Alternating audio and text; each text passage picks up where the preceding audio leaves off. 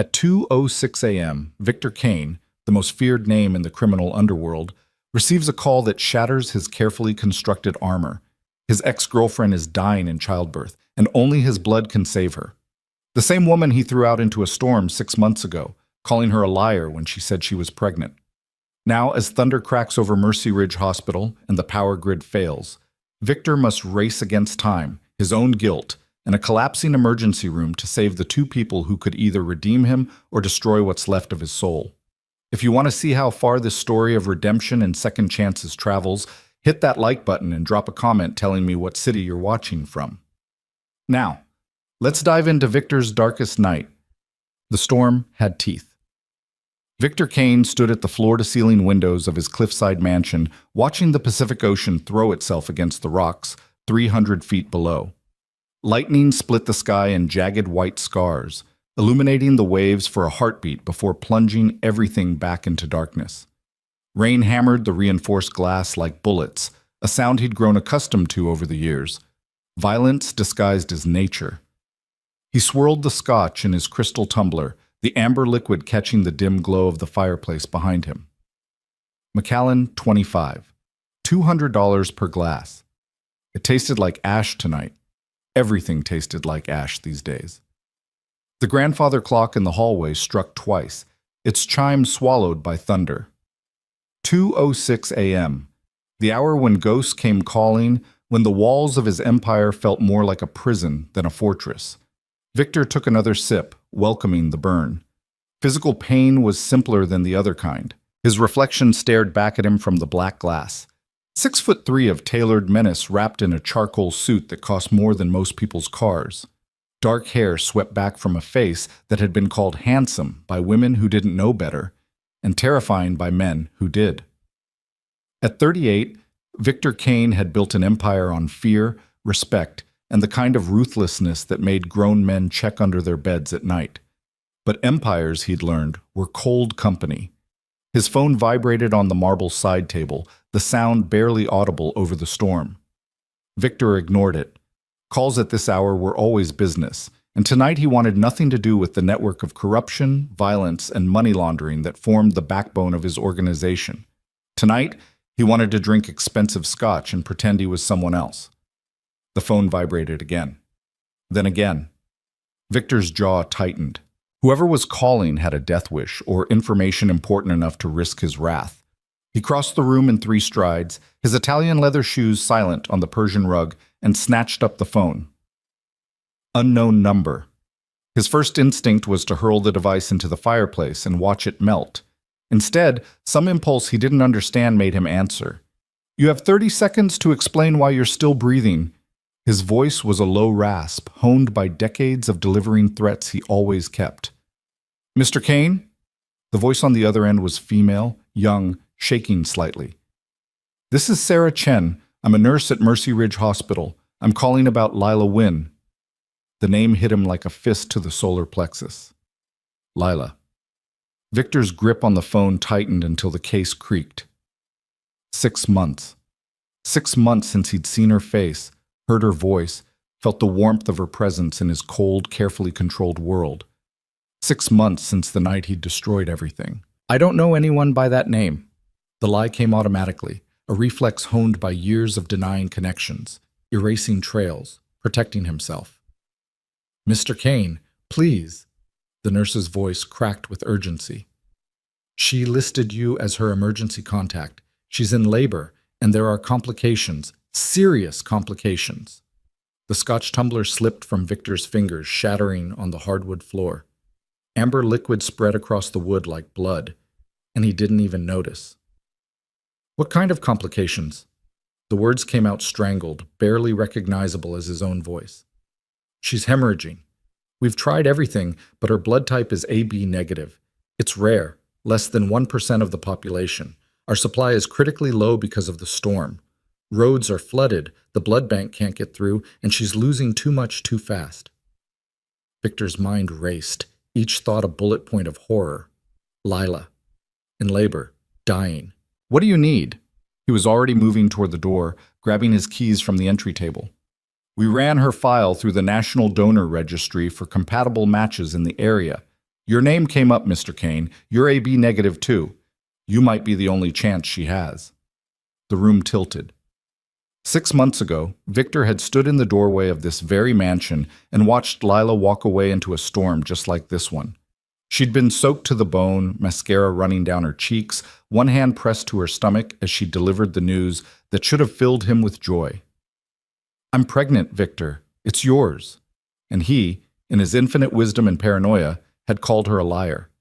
You think I'm stupid? He'd laughed, the sound cruel and sharp. You think you can trap me with some fake pregnancy? How much did my enemies pay you, Lila? How much was I worth? She'd stood there, rain plastering her dark hair to her skull, those enormous brown eyes pleading with him to see the truth.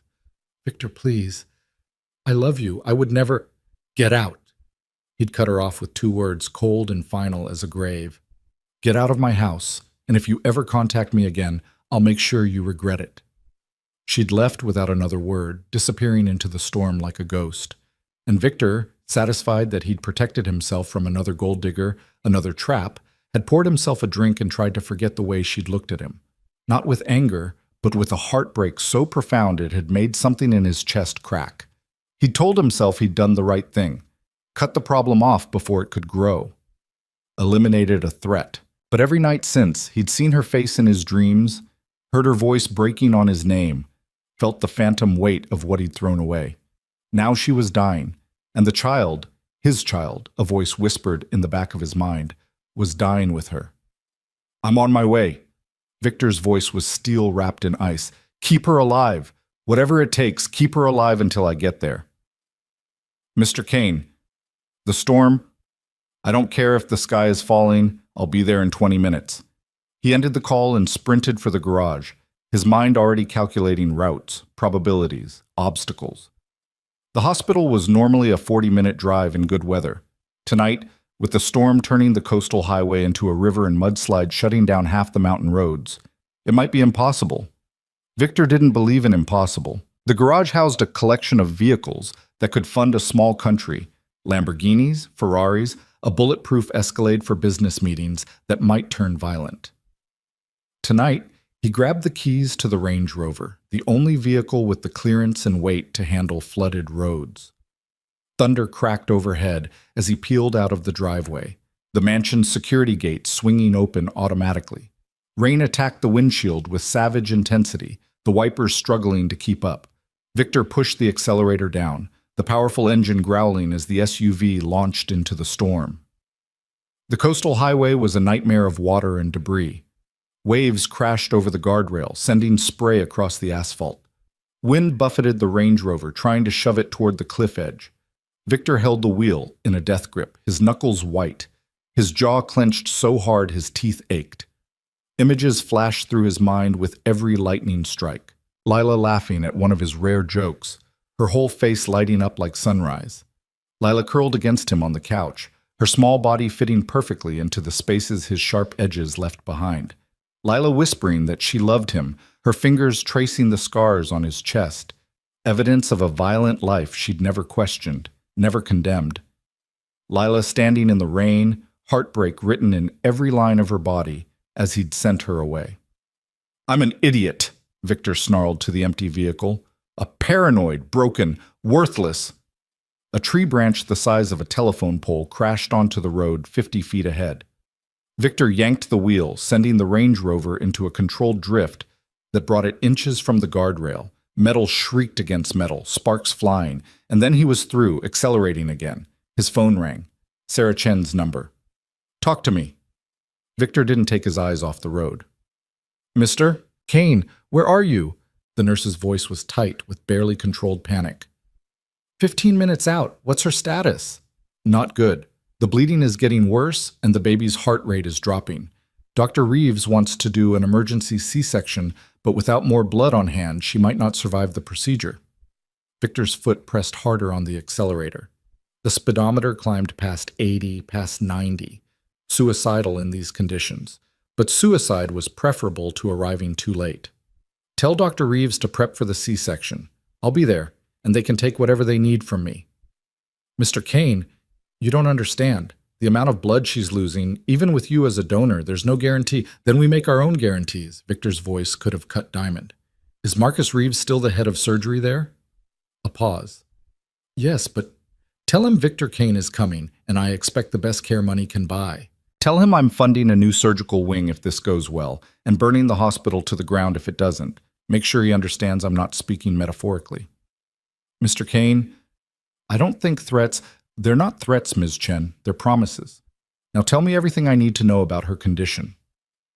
As the nurse ran through the medical details, placental abruption, severe hemorrhaging, fetal distress, Victor's mind shifted into the cold, calculating mode that had kept him alive through 2 decades of gang wars and power struggles. This was a problem. Problems had solutions. He just had to find the right combination of resources, pressure, and ruthlessness. The hospital appeared through the rain like a fortress of light, its windows glowing against the black sky. Victor barely slowed as he entered the parking lot, the Range Rover hydroplaning through 6 inches of standing water before he slammed it into a parking spot reserved for doctors. He was out of the vehicle before the engine stopped, running toward the emergency entrance. The automatic doors parted, and Victor Kane, crime lord, killer, architect of an empire built on blood and fear, entered Mercy Ridge Hospital looking like a drowned animal. Water poured off his expensive suit, his hair plastered to his skull, his gray eyes wild with an emotion he'd spent years learning to suppress. Terror. Pure, undiluted terror. A security guard moved to intercept him, taking in the wild appearance and probably assuming he was drunk or dangerous or both. The guard was a big man, ex-military by the look of him, with the kind of build that suggested he could handle trouble. Victor had crushed bigger men for lesser reasons. "Sir, you can't," the guard began. "Lila Wynn, where is she?" Victor's voice was a whip crack that made the guard actually step back. "Sir, if you don't calm down, I'll have to..." Victor's hand shot out, grabbing the guard's radio before he could call for backup. "Listen very carefully. My name is Victor Kane. The woman upstairs is dying along with my child. You can either tell me where she is right now, or you can try to stop me and spend the rest of your life regretting it. Choose." Something in Victor's eyes, some glimpse of the abyss that lived inside him, made the decision for the guard. "3rd floor, labor and delivery. But you'll need..." Victor was already moving, leaving the guard stammering behind him. He found the stairs and took them 3 at a time, his heart hammering against his ribs. Water dripped from his clothes, leaving a trail across the institutional linoleum. The 3rd floor hallway was chaos. Nurses rushed between rooms, their scrubs rumpled from long shifts. Machines beeped in discordant symphony. Somewhere, a woman screamed, the primal sound of bringing life into the world. The lights flickered, once, twice, and Victor's blood turned to ice. A young woman in blue scrubs spotted him, her eyes widening. "Mr. Kane? Sarah Chen?" She nodded, already moving toward him. "This way. We don't have much time." Sarah led him through a maze of corridors, her sneakers squeaking on the polished floor. Victor followed, his mind cataloging everything. Exit routes, security cameras, the locations of potential obstacles if things went sideways. Old habits died hard. They stopped outside a door marked Operating Room 3, Prep. Through the window, Victor could see a flurry of activity, doctors, nurses, machines. And there, on the table, small and pale, and so terribly fragile, was Lila. His heart stopped. She looked like a broken doll, her dark hair spread across the pillow, her skin the color of old parchment. An oxygen mask covered her nose and mouth, fogging with each shallow breath. IVs snaked into both arms, pumping fluids into her faster than her body could lose them. A fetal monitor showed an erratic heartbeat, too fast, too weak. Victor's hand pressed against the glass, his breath fogging the window. "How bad?" he asked, his voice barely above a whisper. "Bad." Sarah didn't sugarcoat it. "The placental abruption is severe. The baby is in distress. Every minute we wait increases the risk of losing them both, but Dr. Reeves won't operate without more blood on hand. Your arrival might just..." The lights flickered again, longer this time. 3 seconds of darkness before the backup generators kicked in with a mechanical groan. "The storm knocked out the main power grid," Sarah explained, her voice tight. We're running on generators, but they're old. And with the load from the equipment, how old? Victor's mind was already racing ahead, seeing problems, calculating solutions. 15 years. They're due for replacement next year, but budget cuts. I'm making a call. Victor pulled out his phone, scrolling through contacts until he found the one he needed. The call connected on the first ring. Kane. The voice on the other end was gravelly, suspicious. It's 2 a.m. Dimitri, I need a favor. Favors from you usually end with someone in the hospital. Funny you should mention that. I'm at Mercy Ridge right now. Their generators are failing and I need mobile power hospital grade capable of running a full surgical suite. How fast can you get it here? A pause. In this storm? Even if I had that kind of equipment, you do. You stole it from that medical supply convoy 6 months ago. I saw the inventory report. Dmitry Volkov, arms dealer and general merchant of anything illegal, sighed. You're going to owe me for this, Kane. Name your price.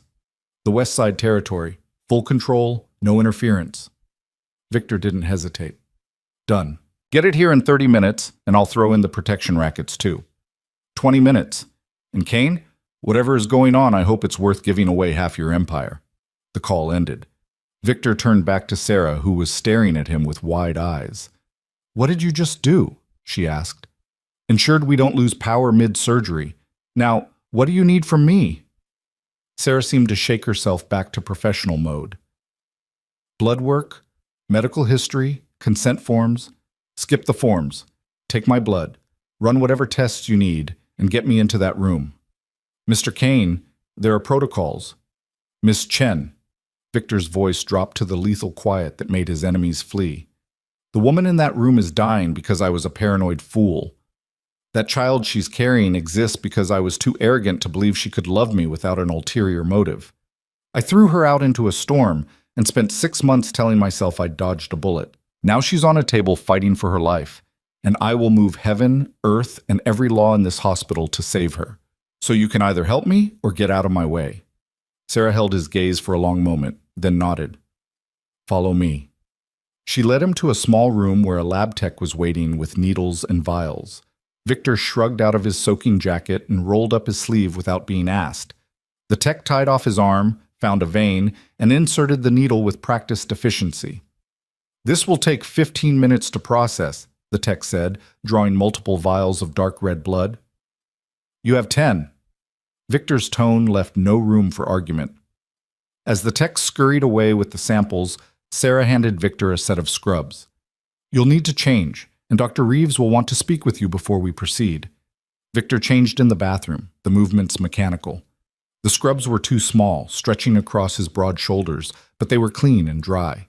He caught his reflection in the mirror. A stranger stared back, eyes haunted, jaw tight. When was the last time he'd been afraid? Truly, bone-deep afraid? He couldn't remember.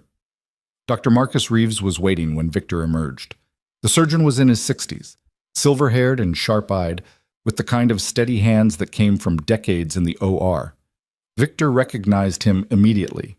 They'd met 3 years ago when one of Victor's associates had needed emergency surgery after a deal went bad. Reeves had saved the man's life and never asked questions. Victor had donated $500,000 to the hospital's cardiac wing and never asked for favors. Until tonight. Mr. Kane, Reeves extended his hand and Victor shook it. I heard you were making generous offers regarding our surgical wing. I also mentioned burning the hospital down if things go poorly. I assume Ms. Chen relayed that part too? A ghost of a smile crossed Reeves's weathered face. She did. I prefer to focus on the positive incentives, personally. But I need you to understand the situation we're facing. Even with your blood, the odds aren't good. The abruption is severe, the baby is in distress, and Ms. Wynn has already lost a significant amount of blood. If we operate and complications arise, I may have to make difficult choices about who to save. Save them both. Victor's voice was iron. Mr. Kane, I don't care what it takes. I don't care about odds or statistics or medical precedent.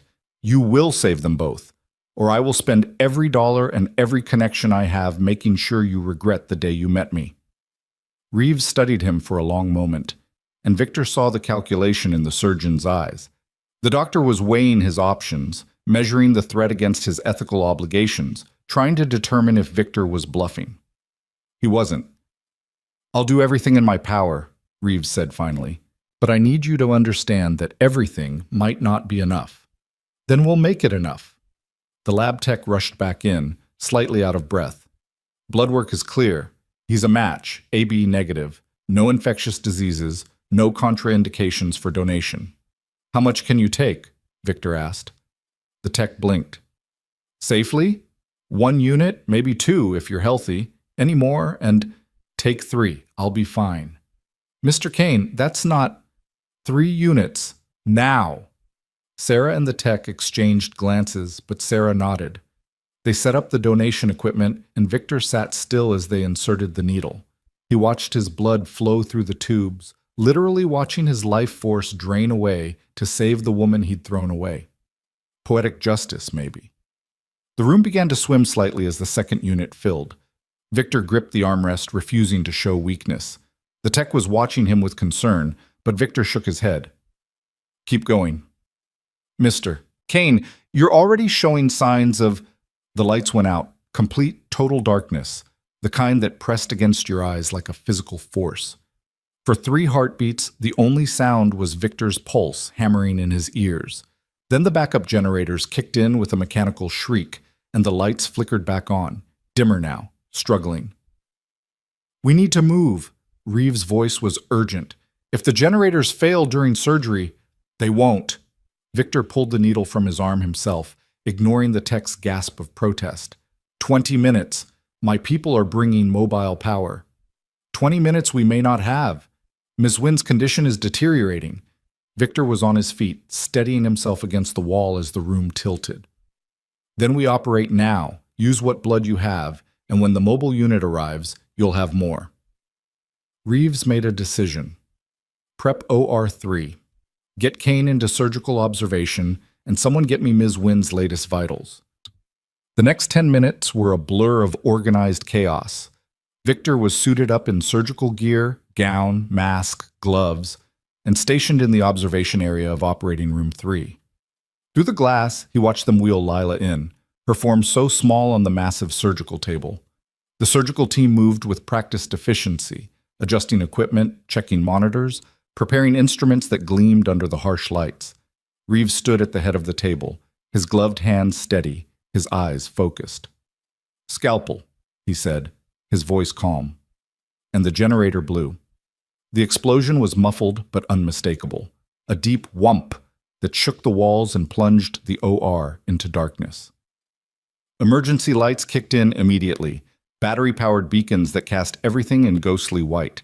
Then the alarms started, machines screaming, monitors flatlined into that terrible sustained note that Victor would hear in his nightmares for the rest of his life. Through the chaos, through the shouts of the medical staff, he heard it, the sound of Lila's heart stopping.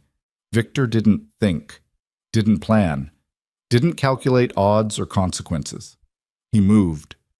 The observation room door was locked, meant to keep non-medical personnel out during procedures. Victor hit it with his shoulder, 200 pounds of desperate fury, and the lock shattered. He burst into the OR as nurses screamed at him to stop, as someone grabbed his arm and he shook them off. "Get out!" Reeves shouted, not looking up from where he was starting compressions on Lila's chest. "This is a sterile—" "Save her!" Victor roared, the sound raw and animal. "Whatever you need, whatever it takes. We need power. We need blood. We need—" Reeves broke off as the emergency lights flickered. "You have both." Victor was at the table, looking down at Lila's pale face, seeing the blue tinge to her lips. "The mobile unit is minutes away. Use me. Take whatever you need." "Mr. Kane, you've already donated." "I said take it." Victor grabbed a nurse's arm, pushing up his sleeve. "Take my plasma. Take my platelets. Take whatever keeps her alive until that power arrives." Reeves stared at him for one crystalline moment, and Victor saw the decision form in the surgeon's eyes. "Get him an IV line," Reeves snapped. "Direct plasma transfer, bypass the testing, and someone find out where that mobile unit is." Nurses swarmed Victor, pushing him onto a stool next to the table. Someone swabbed his arm with alcohol, inserted a needle with brutal efficiency. He felt the tug as they connected him directly to Lila's IV, his blood flowing into her veins. He watched the monitor, praying to gods he'd stopped believing in years ago. The flatline continued, that terrible eternal note. "Come on," Victor whispered, his hand finding Lila's where it lay on the table. Her skin was cold, too cold. "Come on, Lila. Come back, please." Reeves was calling out orders, medications, compressions, instructions Victor didn't understand. The surgical team moved like a choreographed dance, each person performing their role in the desperate attempt to restart a heart that had given up. Time stretched. 1 minute, 2. Victor felt his own heartbeat slowing as they pulled his blood, felt the fog creeping in at the edges of his vision. He didn't care. If she died, he wanted to go with her. He deserved to go with her. "I'm sorry," he told her, his voice breaking. "I'm so sorry, Lila. I should have believed you. I should have trusted you. I should have—" The monitor beeped, one single, tentative beep, then another. The flatline broke into a rhythm, weak, erratic, but a rhythm nonetheless. "We have cardiac activity," someone shouted. "BP is rising, 60/40, 65/42. Oxygen saturation climbing." Reeves didn't celebrate, didn't pause. "We're not out of this yet. Baby's heart rate is critical. We need to deliver now, or we'll lose them both. Where is that power?" As if summoned by the question, Victor heard it, the rumble of diesel engines, the shout of voices outside. "Mobile unit is here," Saracen burst through the door. "They're connecting it now." "How long?" Reeves demanded. 2 minutes." "We don't have 2 minutes." The surgeon's jaw was set. "Prep for emergency delivery. Battery lights only. We're doing this now." The surgical team shifted instantly, moving into new positions. Victor felt someone trying to remove his IV, to pull him away from the table, but he shook them off. "I'm staying." "Mr. Kane, you've lost too much blood." "I'm staying." Maybe Reeves saw something in Victor's eyes, or maybe he just didn't have time to argue. He nodded once, then turned his full attention to the surgery. Scalpel. In the dim glow of battery-powered emergency lights, Dr. Marcus Reeves began to cut. Victor had seen terrible things in his life, had done terrible things, had watched men die slowly, had held power over life and death like a crown. But nothing had prepared him for watching them cut into the woman he loved, seeing her blood, bright and red and far too much of it, knowing that every second counted and they were already behind. The surgical team worked in near silence, their movements precise despite the terrible conditions. Victor's vision was graying at the edges, his body demanding blood it no longer had, but he kept his eyes open through sheer force of will. He would witness this. Every moment. It was the least he owed her. "There's the uterine wall," Reeves murmured. "Careful. The abruption is worse than the ultrasound showed.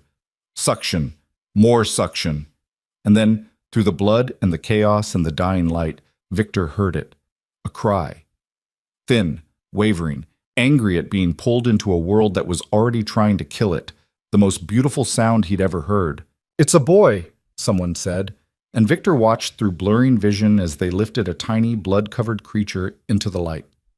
7 pounds, 3 ounces. Apgar score of... The lights blazed back to life. The mobile generator had connected, sending power surging through the hospital. Monitors sprang back to life, machines hummed, the OR transformed from a desperate battlefield into a proper surgical suite in an instant. "Thank God," Reeves breathed. Then louder, "Get that baby to NICU, and someone get more blood up here. We're not done yet." They whisked the baby away, and Victor tried to follow with his eyes but couldn't make his head turn. He was so tired, so cold. His hand was still holding Lila's, and he gave it the gentlest squeeze. "We have a son," he whispered to her unconscious form. "We have a son, Lila, and I swear on everything I am, I'm going to be better for him, for both of you." The last thing Victor saw before the darkness claimed him was the monitor above Lila's head, showing a heartbeat that was growing stronger. Then the world went black, and Victor Kane, crime lord, king of shadows, architect of empires, collapsed beside the table, his blood inside her veins, his promise hanging in the air like a prayer.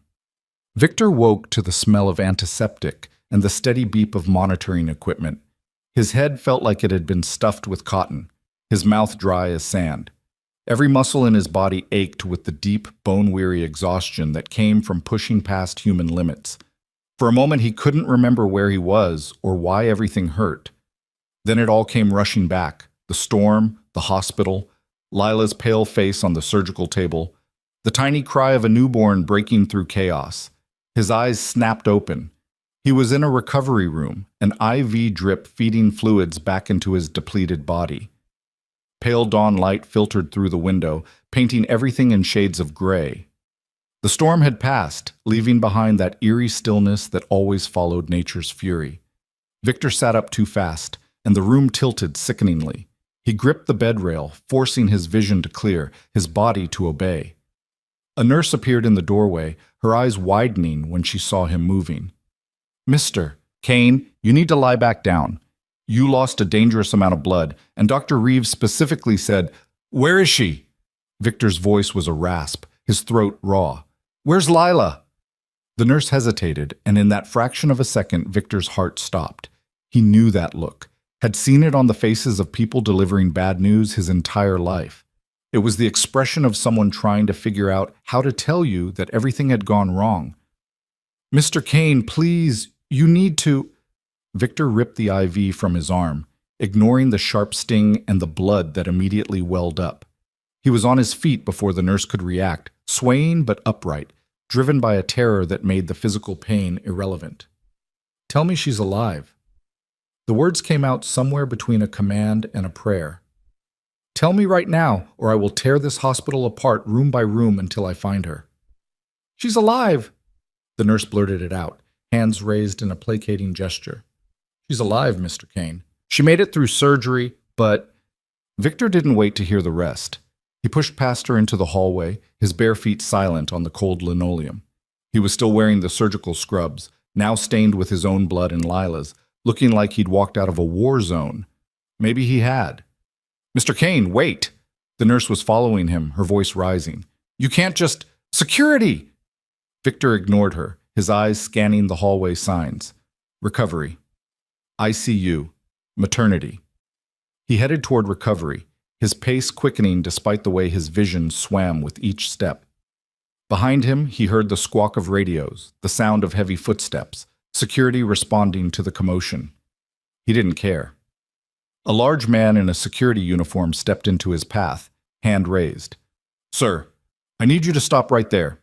Victor looked at the guard, really looked at him, and whatever the man saw in Victor's eyes made him take an involuntary step backward. This was the face Victor wore when he walked into a room full of enemies, the face that had made hardened criminals swear loyalty out of sheer survival instinct. "Move," Victor said softly, "or I will move you." The guard's hand dropped to his radio, but before he could call for backup, a familiar voice cut through the tension. "Let him through, James." Dr. Reeves appeared from around the corner, still in his surgical scrubs, looking like he hadn't slept in a week. Probably hadn't. The surgeon's eyes were red-rimmed but alert, and he carried himself with the exhausted satisfaction of someone who'd just won a battle they weren't sure they could win. "Dr. Reeves, hospital policy states that—" the guard began. "I'm aware of hospital policy. I'm also aware that Mr. Kane donated enough blood last night to put himself in the ICU, and he has a right to see the woman and child he saved. Let him through." The guard looked between them, clearly torn between following protocol and challenging the head of surgery. Wisely, he chose self-preservation and stepped aside. Reeves gestured for Victor to follow him. They walked in silence through the recovery ward, past rooms filled with the beeping of machines and the low murmur of nurses making their rounds. The dawn light grew stronger, painting the hallway in shades of pink and gold. "How is she?" Victor asked finally, his voice barely above a whisper. "Alive." Reeves didn't sugarcoat it, didn't offer false comfort. "The surgery was successful, but it was close.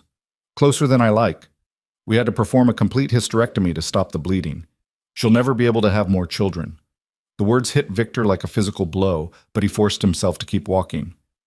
"Does she know?" "Not yet. She hasn't woken up.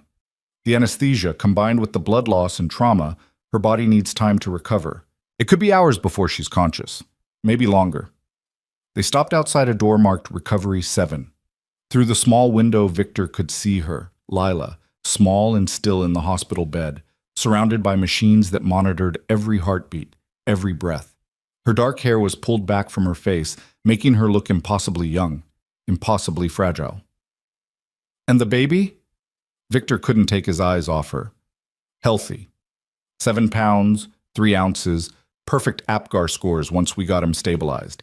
He's in the NICU for observation, but that's standard procedure for emergency deliveries. He should be fine. Should be. The doctor's words were careful, measured. No promises, no guarantees, just the reality of medicine. Sometimes you did everything right and still lost. Victor's hand was on the door handle when Reeves spoke again. Mr. Kane, before you go in there, you should know something.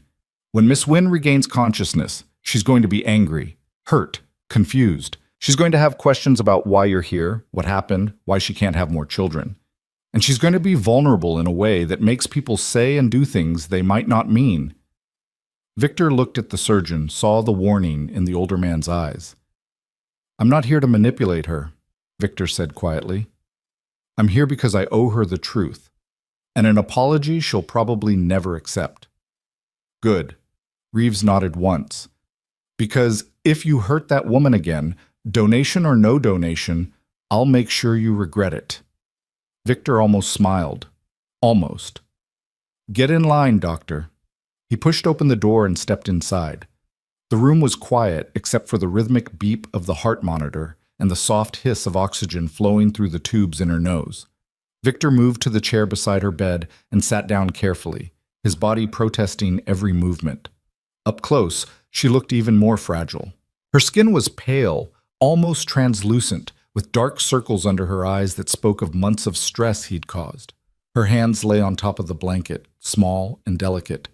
The fingers he'd once watched paint beautiful landscapes on canvas, now connected to IVs. Victor reached out, hesitated, then gently took her hand in his. Her skin was cool but warming, her pulse steady against his fingers. I'm sorry, he whispered, the words inadequate and enormous all at once. I'm so sorry, Lila. For everything. For not believing you, for throwing you out. For every moment of fear and pain you've lived through because I was too broken to see what was right in front of me. She didn't respond, didn't move, and Victor hadn't expected her to, but he kept talking anyway, the words pouring out like blood from a wound. I told myself I was protecting myself, that everyone who got close had an agenda, that love was just another word for leverage. I built walls so high I couldn't see over them anymore. And when you tried to climb them, when you loved me despite everything I am, I panicked. I pushed you away because I'm a coward, Lila, a paranoid, damaged coward who doesn't deserve a second chance. The heart monitor beeped steadily, impartial witness to his confession. But we have a son now. A son I haven't even met yet because I collapsed like an idiot. And he deserves better than what I am. He deserves a father who isn't afraid of love, who doesn't see threats in every act of kindness. He deserves what I never had, safety, stability, someone who chooses him every single day. Victor's grip on her hand tightened, careful not to dislodge the IV. I can't change what I did, can't take back the words or the night I made you walk away, but I can change what happens next. I can be better. I will be better, for him, for you, if you'll let me. And if you won't, if you tell me to leave and never come back, I'll respect that. But I'll still make sure you both have everything you need, protection, money, whatever it takes to give you the life you deserve. The door opened behind him, and Victor turned to see Sarah Chen enter with a tablet in her hands. The young nurse looked exhausted but managed a small smile when she saw him. Mr. Kane, I'm glad you're awake. How are you feeling? Like I donated 3 units of blood I shouldn't have. That's because you did. Sarah pulled up a second chair, sitting down with a sigh. Dr. Reeves wants you on IV fluids for at least 6 more hours, bed rest for 48, and a strict diet to rebuild your iron levels. He also said, and I quote, "Tell Kane if he does something that stupid again, I'll sedate him myself." Noted. Victor didn't take his eyes off Lila. When will she wake up? Hard to say. Her body went through significant trauma, The surgery, the blood loss, the stress of the abruption, she needs time to heal. Could be an hour, could be 6. We're monitoring her closely. Victor nodded, still watching the steady rise and fall of Lila's chest. The evidence that she was alive, that he hadn't lost her completely. There's someone who wants to meet you, Sarah said gently. If you're up for it. Victor's head snapped toward her. The baby? Your son. The NICU nurse said he's stable, and Dr. Reeves approved a visit. You'd have to scrub in and wear protective gear, but yes, if you want to meet him. Want to? Victor's chest tightened with an emotion he couldn't name. Terror and longing mixed into something that felt like standing on the edge of a cliff.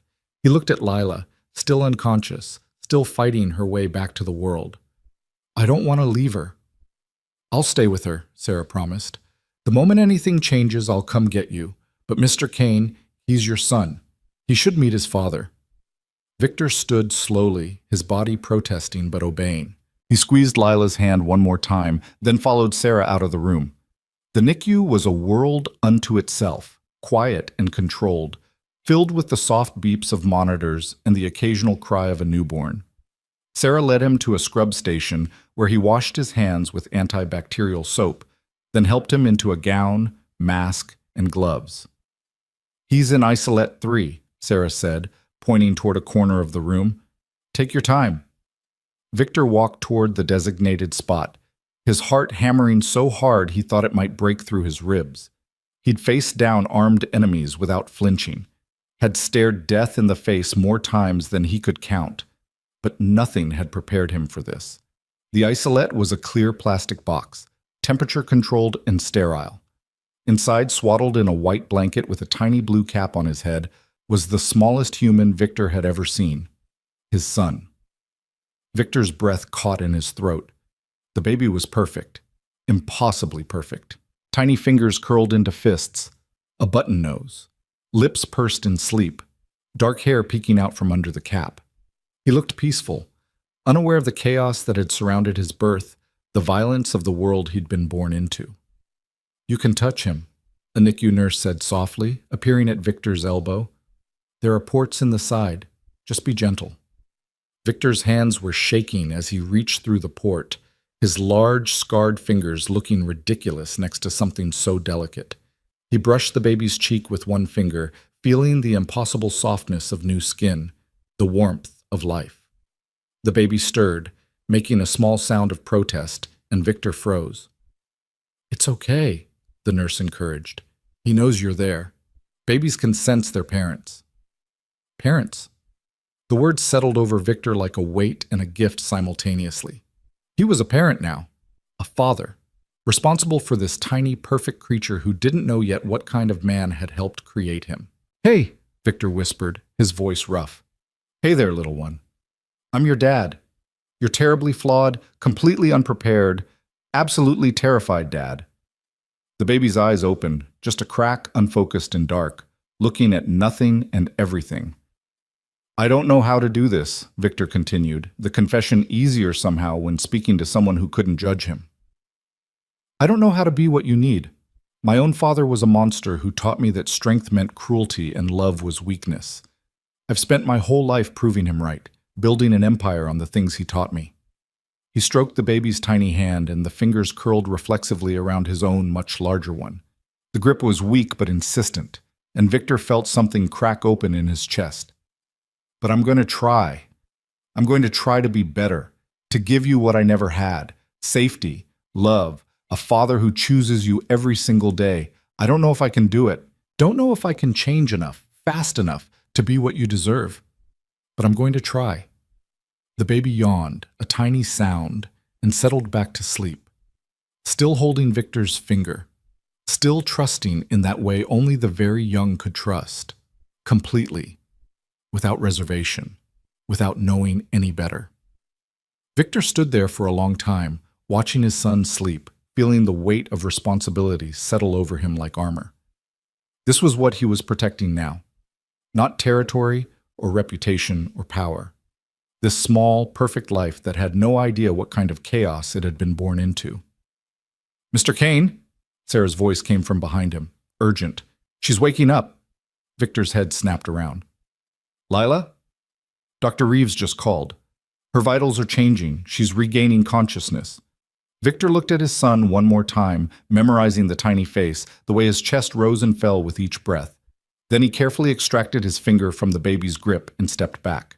I'll be back, he promised the sleeping infant. We both will. He followed Sarah back through the hospital corridors, his pace quickening despite his body's protests.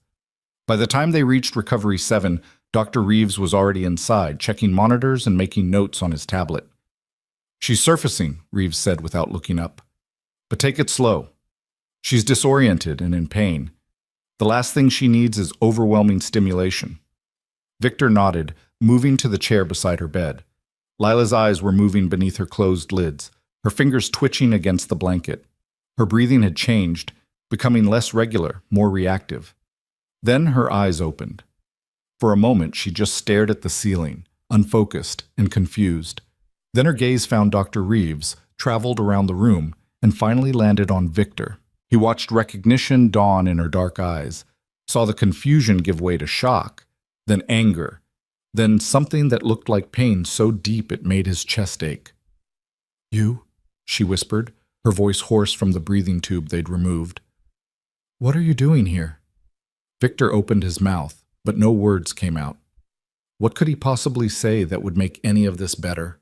Lila tried to sit up, gasped at the pain, and fell back against the pillows. Where am I? What happened? The baby? Her hands flew to her stomach, feeling the bandages, the absence of the life she'd been carrying. Where's my baby? Ms. Wynne, please stay calm. Dr. Reeves moved to her side, his voice professionally soothing. You're at Mercy Ridge Hospital. You had an emergency C-section. Your son is healthy and in the NICU. Son? Tears spilled down her cheeks, and she looked at Victor with something that might have been accusation or pleading or both. I have a son? 7 pounds, 3 ounces, Victor managed, his voice barely above a whisper. Perfect. He's perfect, Lila. I want to see him. I need to. She tried to move again, and this time the pain made her cry out. Not yet, Reeves said firmly. You've been through major surgery. Your body needs time to heal before you can be moved. But I promise, as soon as you're stable, we'll bring him to you. Lila's eyes never left Victor's face. Why are you here? How did you even know? The hospital called me. You listed me as your emergency contact. I did that months ago before... Her voice broke, and she looked away. Before you threw me out, I never changed it. I should have changed it. The words cut deeper than any knife. Victor had taken bullets that hurt less than this. Lila, Don't. She held up a trembling hand. Don't say anything. I can't. I don't want to hear it. Whatever you came here to say, whatever you think you owe me, I don't want it. Doctor. Reeves cleared his throat. I'll give you two some privacy, but Ms. Wynne, try not to stress yourself. Your body has been through significant trauma, and you need to remain calm. I'll be right outside if you need anything. He left, and the silence that filled the room was suffocating. Victor sat frozen in his chair, watching Lila cry silent tears that she kept wiping away with angry swipes. She looked so small in the hospital bed, so broken, and he had done this to her, had caused this pain. I'm sorry, he said finally, because he couldn't not say it, even if she didn't want to hear it. I'm so sorry, Lila, for everything, for not believing you, for what I said that night, for every moment of fear and pain you've lived through because I was too damaged to see the truth. Stop. Her voice was sharp, cutting. Just stop, Victor. You don't get to do this. You don't get to show up here and apologize and think that makes everything okay. I know it doesn't. Nothing I say or do can make this okay, but you deserve to hear it anyway. You deserved to hear it 6 months ago. Lila laughed, but it was a bitter sound, empty of humor. 6 months ago, I stood in your mansion, soaking wet and terrified, and told you I was pregnant. Do you remember what you said to me? Victor's jaw clenched. Every word. You called me a liar, a gold digger. You asked me how much your enemies paid me to trap you. She was looking at him now, her eyes blazing with a fury that was somehow worse than tears. You made me feel like nothing, like I was some kind of scheme, some plot against you, Do you have any idea what that did to me? Lila, I loved you. The words burst out of her like a wound bleeding. I loved you with everything I had, and you looked at me like I was dirt on your shoes, like our baby was some kind of con. I walked out of your house that night wanting to die, Victor. Actually wanting to die because the thought of living in a world where you could look at me that way was unbearable. Victor felt like he'd been gutted. I was wrong about all of it. I was paranoid and scared and so convinced that everyone had an agenda that I couldn't see. See what? That I actually loved you? That someone could look at Victor Kane, crime lord and killer, and see something worth loving? She was crying openly now, not bothering to wipe the tears away. I knew what you were. I knew about the empire, the violence, all of it. And I didn't care because underneath all that armor, I saw someone who was just scared and alone. Someone who needed to be loved. You did see that. Victor's hands were clenched into fists to keep from reaching for her. You saw me better than anyone ever has, and that terrified me. Because if you could see that far inside, you could hurt me worse than any enemy, so I hurt you first. Congratulations. Lila's voice was cold now, empty. You succeeded. You hurt me so badly I couldn't function for weeks. I cried myself to sleep every night. I lost 15 pounds I couldn't afford to lose. I thought about not having this baby because I couldn't stand the thought of him looking like you, reminding me of you every single day. Victor felt like he'd been shot. Lila, but I kept him anyway, because he was mine. Because he deserved a chance at life, even if his father didn't want him. And I built a life without you. I got a job, found an apartment, made plans. I was doing fine. She laughed bitterly. Or at least I was surviving. And now you're here, and you're sorry, and somehow I'm supposed to just forgive you? No. Victor's voice was quiet but firm. You're not supposed to forgive me. You're supposed to hate me, to tell me to leave and never come back. That's what I deserve. Then why are you here? The question was almost a wail. Why did you come, Victor? Why couldn't you just let me hate you from a distance? Because the hospital called and said you were dying. The words came out raw, stripped of any defense.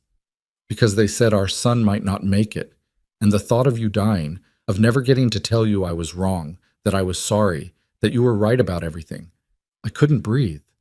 I drove through a storm that should have killed me because the alternative was living in a world where you were gone and you died thinking I didn't care. Lila stared at him, fresh tears streaming down her face. Well, I didn't die. So you can go now. You can leave with a clear conscience, knowing you apologized and never come back. I don't want to leave. Victor met her gaze steadily. I want to be here. I want to meet our son. I want to help you, take care of you, be what you both need. We don't need you. But her voice wavered and they both heard it. Maybe not. Probably not. But I need you. The confession felt like pulling his heart out through his throat. I need to do this, Lila, to be better, to try to make up for even a fraction of what I've done. Even if you never forgive me, even if you tell me to stay away after you're recovered, I need to try. Before Lila could respond, the door burst open. Dr. Reeves rushed in, his face grave, and behind him came Sarah Chen pushing a clear isolette. Miss Wynn? Reeves said urgently. I'm sorry to interrupt, but there's a situation. Your son's oxygen levels dropped suddenly. We need to monitor him closely, and having you near might help stabilize him. Skin-to-skin contact can sometimes... Bring him here. Lila was already trying to sit up, ignoring the pain. Please, I need to see him. The nurses carefully lifted the tiny bundle from the isolette, wires and monitors trailing, and placed him against Lila's chest. She cradled him with trembling hands, tears falling on his tiny face as she looked at him for the first time. Oh, she breathed, the sound somewhere between a laugh and a sob. Oh, you're so beautiful. You're so perfect. The baby made a small sound, his tiny face scrunching up, and Lila kissed his forehead with infinite gentleness. Victor watched from his chair, feeling like an intruder in a moment that should have been shared between parents, but was instead split by the chasm he'd created. He wanted to touch the baby, to be part of this. But he had no right. Then Lila looked up at him, her eyes red and swollen but focused. Come here, she said quietly. Victor hesitated. Lila, I don't... Come here, Victor. He moved to the edge of the bed, looking down at the tiny face nestled against Lila's chest. His son. Their son. This is your father, Lila whispered to the baby, and Victor wasn't sure if the words were an introduction or an indictment. He's an idiot who broke my heart, but he gave his blood to save our lives last night, so I guess he's not completely worthless. Victor's throat was so tight he couldn't speak. He watched the baby's chest rise and fall, saw the monitors stabilizing as the infant responded to his mother's touch. I can't forgive you, Lila said, not looking at Victor. Not yet. Maybe not ever. What you did, how you made me feel, that doesn't just go away. I know. But this baby deserves a father. A real father, not just money and protection from a distance. So if you meant what you said about being better, about trying, then you have one chance. One. You screw this up, you hurt him the way you hurt me, and I will make sure you regret it in ways you can't imagine. Victor looked at her finally, saw the steel beneath the tears, the mother bear protecting her cub. This was the woman he'd thrown away, not weak, not fragile, but fierce and unbreakable. I won't hurt him, Victor promised, the words a vow. Or you, not again. I'll spend every day proving that if you let me. We'll see. Lila's attention returned to the baby, her voice softening. We'll see if you mean it. Words are easy, Victor. It's the actions that count. Dr. Reeves cleared his throat. His oxygen levels are normalizing. Whatever you're doing, it's working. Keep him close, Ms. Wynne. I'll have the nurses bring in a cot so you can rest together. As the medical team busied themselves arranging the room, Victor stood beside the bed, watching the woman he'd destroyed and the child he'd saved, and made a silent promise. He would be better. He would change. He would earn them. Whatever it took. However long it required. He would earn the second chance he didn't deserve. The next 72 hours blurred together in a haze of feeding schedules, diaper changes, and the relentless beeping of medical equipment. Victor had faced down armed militias with more composure than he managed around a 7-pound infant who seemed determined to test every limit of his non-existent parenting skills. He'd moved into the hospital, claiming the chair beside Lila's bed as his new territory. The staff protested at first, citing visiting hours and patient rest requirements, until Victor made it clear through a combination of substantial donations and thinly veiled threats that he wasn't going anywhere. Dr. Reeves eventually intervened, deciding that having Victor present and cooperative was preferable to having him cause problems from outside. Lila still wasn't speaking to him beyond the bare necessities. When the baby cried, she'd hand him over with clipped instructions, support his head, check his diaper, warm the bottle to body temperature. And Victor would fumble through each task like he was defusing a bomb, which in a way he was. One wrong move and everything could explode. But slowly, incrementally, something shifted. It happened in small moments. The first time Victor successfully got the baby to stop crying, rocking him with an awkward gentleness that made Lila's lips twitch despite herself. The night Victor stayed awake for 6 straight hours so Lila could sleep, pacing the room with their son against his chest, whispering stories about a better life than the one he'd lived. The morning Victor brought Lila real coffee from the cafe down the street instead of the hospital sludge, remembering without being asked that she took it with cream and 2 sugars. On the 3rd day, as Victor was changing a diaper with the intense concentration of a man disarming explosives, Lila finally spoke more than instructions. You're getting better at that. Victor looked up, startled. Lila was sitting up in bed. Her color improved, the dark circles under her eyes less pronounced. She still looked fragile, but there was a strength returning to her features that hadn't been there before. I had to watch 3 YouTube videos to figure out the proper folding technique, Victor admitted, fastening the diaper tabs with more confidence than he felt. Apparently there's an art to it. You watched parenting videos? Something that might have been amusement flickered across her face. 17 of them. Everything from diaper changing to recognizing different types of cries to proper burping techniques. Victor lifted the baby carefully, supporting his head the way the videos had demonstrated. I've also ordered 23 books on infant care and child development. They should arrive at my house tomorrow. Lila was quiet for a moment, watching him cradle their son. Why? Why what? Why are you trying so hard? You could just write a check, hire the best nanny money can buy, and go back to your empire. That's what most men in your position would do. Victor settled into the chair, the baby warm against his chest. I'm not most men, and I told you I wanted to be better. That requires actually learning how to be a father, not just paying someone else to do it. You've been here for 3 days straight. Don't you have business to attend to? An empire to run? I have people handling things. Victor's voice was carefully neutral. And the business that can't wait, I'm conducting from here.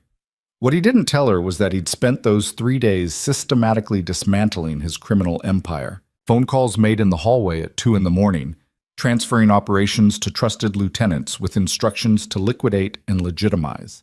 Meetings conducted via encrypted video chat in the hospital chapel, selling off territories and assets for fractions of their worth just to get them off his hands quickly. His accountant had called him insane. His lawyer had questioned his mental state. Dmitry Volkov had shown up at the hospital personally, demanding to know what kind of breakdown Victor was having. You're giving away the West Side? Dmitry had stood in the hallway, his scarred face incredulous. That territory generates 15 million a year. Then it'll generate 15 million for you. Consider it a gift. Kane, what the hell is going on? You don't just walk away from an empire you built over 20 years. Victor had looked through the window at Lila sleeping with their son in her arms, and the answer was so simple it hurt. I'm choosing a different empire, one that actually matters. Now holding his son while Lila watched with guarded eyes, Victor felt the weight of those choices. Every territory sold, every operation transferred, every bridge burned with the underworld, they were all bets placed on a future he hadn't earned yet. What are you thinking about? Lila asked, her voice softer than it had been in days. Names. We should probably name him. He can't be the baby forever. Lila's expression closed off slightly, and Victor realized he'd overstepped. We implied a partnership they didn't have, a future that wasn't guaranteed. I've been thinking about that, Lila said carefully. I like Alexander. It means defender of men. And maybe he can be that, someone who defends instead of destroys. The implication wasn't subtle, but Victor didn't flinch from it. Alexander is a good name, strong, classic. Alexander James, maybe. James was my father's name. Victor nodded, looking down at the baby, at Alexander, who was falling asleep against his chest. Alexander James, I like it. You don't get a say. The words were sharp, defensive. I'm just telling you what I've decided. Okay. Victor kept his voice level, not rising to the bait. Then, Alexander James it is. It's a good name, Lila. Your father would be proud. He saw her eyes glisten, watched her look away quickly. Her father had died when she was 16, Victor remembered. Cancer. She told him about it once, late at night when the walls between them had been thin, when she'd trusted him with the painful parts of her history, before he'd proven he didn't deserve that trust. My father was a good man, Lila said quietly. He worked construction, came home covered in dust every night, and never once raised his voice to my mother or me. He taught me that strength wasn't about intimidation or fear. It was about showing up, doing the hard work, being there even when it wasn't easy. Victor heard the comparison she wasn't making directly, felt the weight of it anyway. I would have liked to meet him, he said. He would have hated you. Lila's voice was matter-of-fact, not cruel. Everything you represent, everything you do, it would have made him sick. He believed in honest work, in building things instead of tearing them down. He would have taken one look at you and told me to run. He would have been right.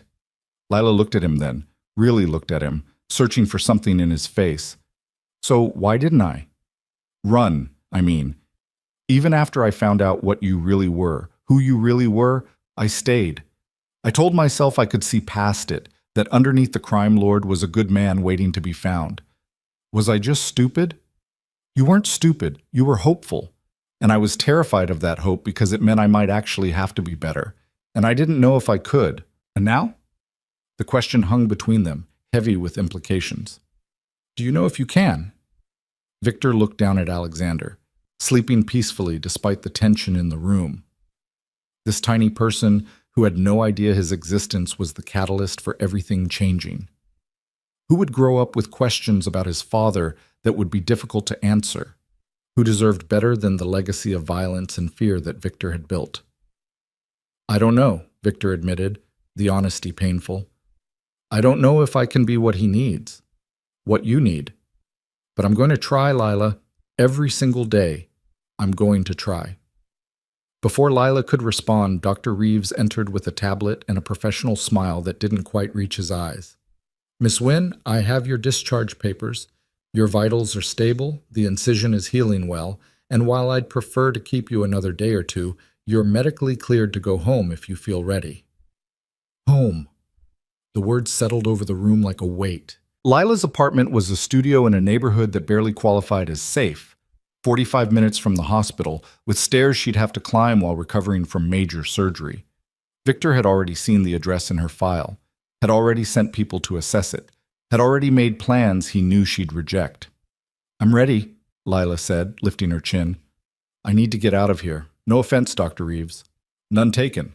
Hospital beds aren't designed for comfort. Reeves pulled up a chair, his expression shifting to the serious mode that meant difficult conversations were coming. Before you leave, we need to discuss your long-term care. The hysterectomy was necessary to save your life, but it's going to require a recovery period. No heavy lifting, no strenuous activity. Someone needs to be with you to help with the baby for at least 2 weeks, preferably 4. I'll be fine. Lila's voice was too bright, too quick. I can manage. Miss Wynne, you won't be able to lift your son for several weeks. The incision needs time to heal, and any strain could cause complications. You'll need help with basic tasks, cooking, cleaning, carrying the baby up and down stairs. Victor saw the moment Lila's bravado cracked, saw the fear slip through. She had no family in the city. Her mother had passed when she was young, her father years later. The friends she'd mentioned in their brief time together had scattered after Victor had isolated her, occupying all her time until her world had narrowed to just him. Another thing he'd destroyed. I'll hire a nurse, Lila said, but her voice wavered. Or a nanny, someone who can... I'll do it. Victor spoke before he could second-guess himself. I'll stay with you. Help with Alexander, with whatever you need. Lila's head snapped toward him, eyes wide. No, absolutely not. Lila, be reasonable. Be reasonable? Her laugh was sharp, almost hysterical. You want to move into my apartment? The apartment I got specifically to get away from you? The place I built to be mine? Where I could feel safe? I'll sleep on the couch. I won't touch anything. I'll just be there to help with Alexander, to make sure you don't hurt yourself trying to do everything alone. No. Lila's hands were shaking. No, Victor. You don't get to do this. You don't get to swoop in and take over my life just because I'm vulnerable right now. Dr. Reeves cleared his throat. Perhaps there's a compromise. Ms. Wynne, you do need help. That's not negotiable from a medical standpoint. And Mr. Kane, while your offer is generous, I can see why Ms. Wynne might be uncomfortable with the arrangement. Then what do you suggest? Victor's voice was tight with frustration. She can't go home alone. She needs someone there 24/7 for at least the first week. There are professional care services, staffed by strangers. Victor cut him off. People she doesn't know, who don't know Alexander, who she'll have to trust with her most vulnerable moments. Is that really better? Lila was crying now, silent tears streaming down her face. I hate this. I hate that you're right. I hate that I need help and my only option is the man who broke me. Victor felt like he'd been stabbed. Lila, don't. She held up a hand, wiping her tears with angry swipes. Just don't. If you're going to do this, we need rules, boundaries. You sleep on the couch. You don't go in my bedroom. You don't answer my phone or talk to my friends or make any decisions about Alexander without asking me first. This is temporary, just until I can manage on my own. And the second I tell you to leave, you leave. No arguments, no negotiations. Understood? Understood. Victor would have agreed to just about anything at that point. And you pay for a nurse to come in twice a day to check my incision and help with things I can't ask you for. Female nurse. Non-negotiable. Done. Lila looked at Dr. Reeves, her jaw set. Can you recommend someone? I'll have my office send over names. Reeves made a note on his tablet. And I'll schedule follow-up appointments for both you and Alexander. 2 weeks for you, 1 week for him. Any concerns before then, fever, excessive bleeding, unusual pain, you come straight back here. They spent the next hour filling out paperwork and receiving discharge instructions. Victor called his driver to bring the Range Rover around, then realized with a sick feeling that he didn't have a car seat. Neither did Lila. The hospital provides them for families in need, a nurse explained when Victor asked, her voice carefully neutral. We can set one up for you. Victor watched them install the car seat in his Range Rover. This small piece of safety equipment that cost maybe $100 looking absurdly out of place in a vehicle worth 10 times that. Alexander fit into it perfectly, still sleeping despite being moved, unbothered by the chaos his parents were navigating around him. The drive to Lila's apartment was silent.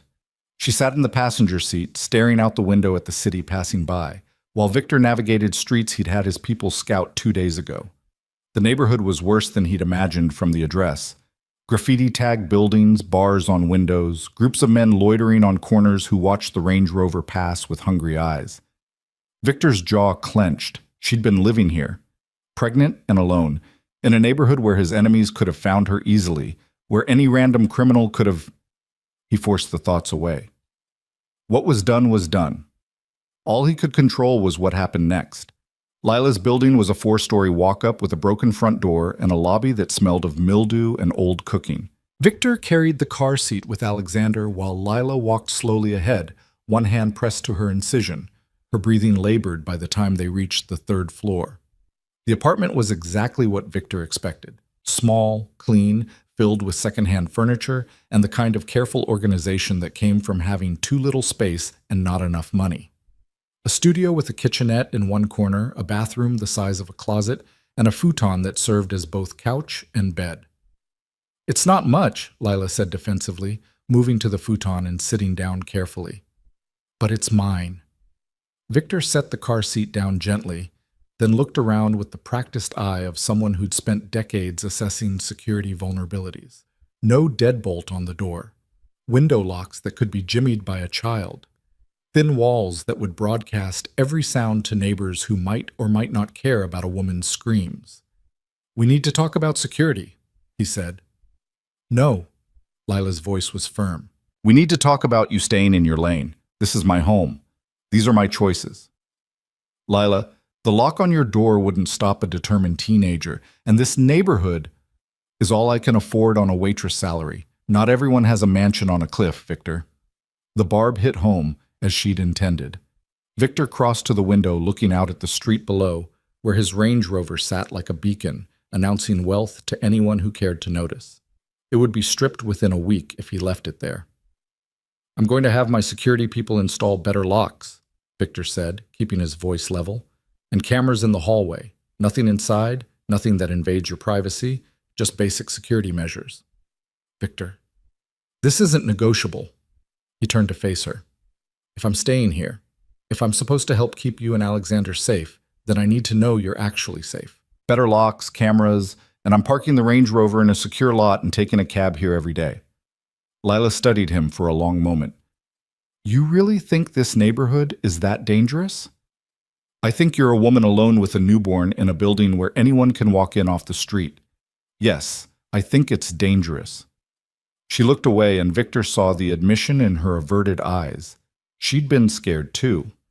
Had probably been scared for months, every creak of the floorboards, every raised voice in the hallway, every night she'd spent alone wondering if someone would break in. Fine, she said quietly. Locks and cameras. But nothing else. No armed guards, no security team, nothing that makes my neighbors think I'm suddenly under protection. Why? They should know. Because I still have to live here, Victor. After you leave, after you go back to your life, I'll still be here. And if my neighbors think I have connections to someone like you, I'll be a target. The logic was sound, and it made Victor's chest tighten. She was planning for his absence, preparing for the day he'd walk away, because she still didn't believe he'd stay. Fair enough. He hadn't given her any reason to believe it. Alexander started crying then, the soft mewling building into a full-throated wail.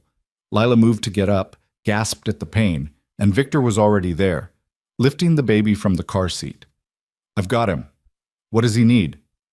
Probably hungry. There are bottles in the bag, formula powder in the canister. Mix it according to the directions. Warm it under hot water. Test it on your wrist before feeding. Victor followed the instructions with the same precision he'd once used to plan operations, measuring formula, warming the bottle, testing the temperature. By the time he sat down on the futon with Alexander in his arms, the baby was working himself into a proper rage, his tiny face red with indignation. "Here you go, angry little man." Victor guided the bottle to Alexander's mouth, watched the baby latch on with desperate hunger. "There we go. See? Life's not so bad." Lila watched them, her expression unreadable. "You're natural at this. I watched 17 videos, remember?" Still, most men would be panicking. Most men haven't had to stay calm while being shot at. Victor kept his eyes on Alexander, watching the baby's eyes drift closed as he fed. Perspective makes a screaming infant seem less terrifying. "Is that your life, being shot at?" Victor hesitated, knowing this was dangerous territory. "It was, past tense." "What does that mean?" "It means I'm making changes, stepping back from certain business activities, focusing on legitimate enterprises." "Because of him," Lila gestured to Alexander. "Because of both of you. Because I looked at what I was building and realized it was a legacy of violence I didn't want my son to inherit." Lila was quiet for a long moment. "You can't just walk away from that life, Victor. I know enough about your world to know it doesn't work that way. People don't let you just retire. They do if you make it worth their while. Transfer power, pay the right people, make sure your departure doesn't create a vacuum that leads to war. I've been doing this for 3 days now, selling territories, liquidating assets, setting up my lieutenants to take over." "You're dismantling your empire." It wasn't a question. "I'm building a different one. One where my son won't grow up wondering if his father will come home or end up dead in an alley." Lila's eyes were bright with unshed tears. 3 days ago, you would have laughed at someone saying that to you. You would have called them weak. 3 days ago, I hadn't held my son, hadn't watched the woman I love almost die because I was too paranoid to believe she could actually care about me. Victor looked up from Alexander to meet her gaze. "People change, Lila. Not often, and not easily, but they do. I'm trying to be one of them." "Don't," Lila's voice broke. "Don't say you love me. You don't get to say that anymore." "Fine. I won't say it." Victor looked back down at Alexander, who was finishing his bottle with contented sucking sounds. "But it's still true." The apartment fell into silence, broken only by Alexander's feeding noises. Victor could feel Lila's eyes on him, could sense the war happening inside her, between the hurt that wanted to push him away and the exhaustion that needed his help. Finally, she spoke. "The futon folds out into a bed. There are sheets in the closet, pillows in the same place. The bathroom is barely big enough for one person, so we'll have to work out a schedule. There's not much food in the kitchen because I haven't been able to go shopping, and I can't cook right now anyway, so you'll have to handle meals."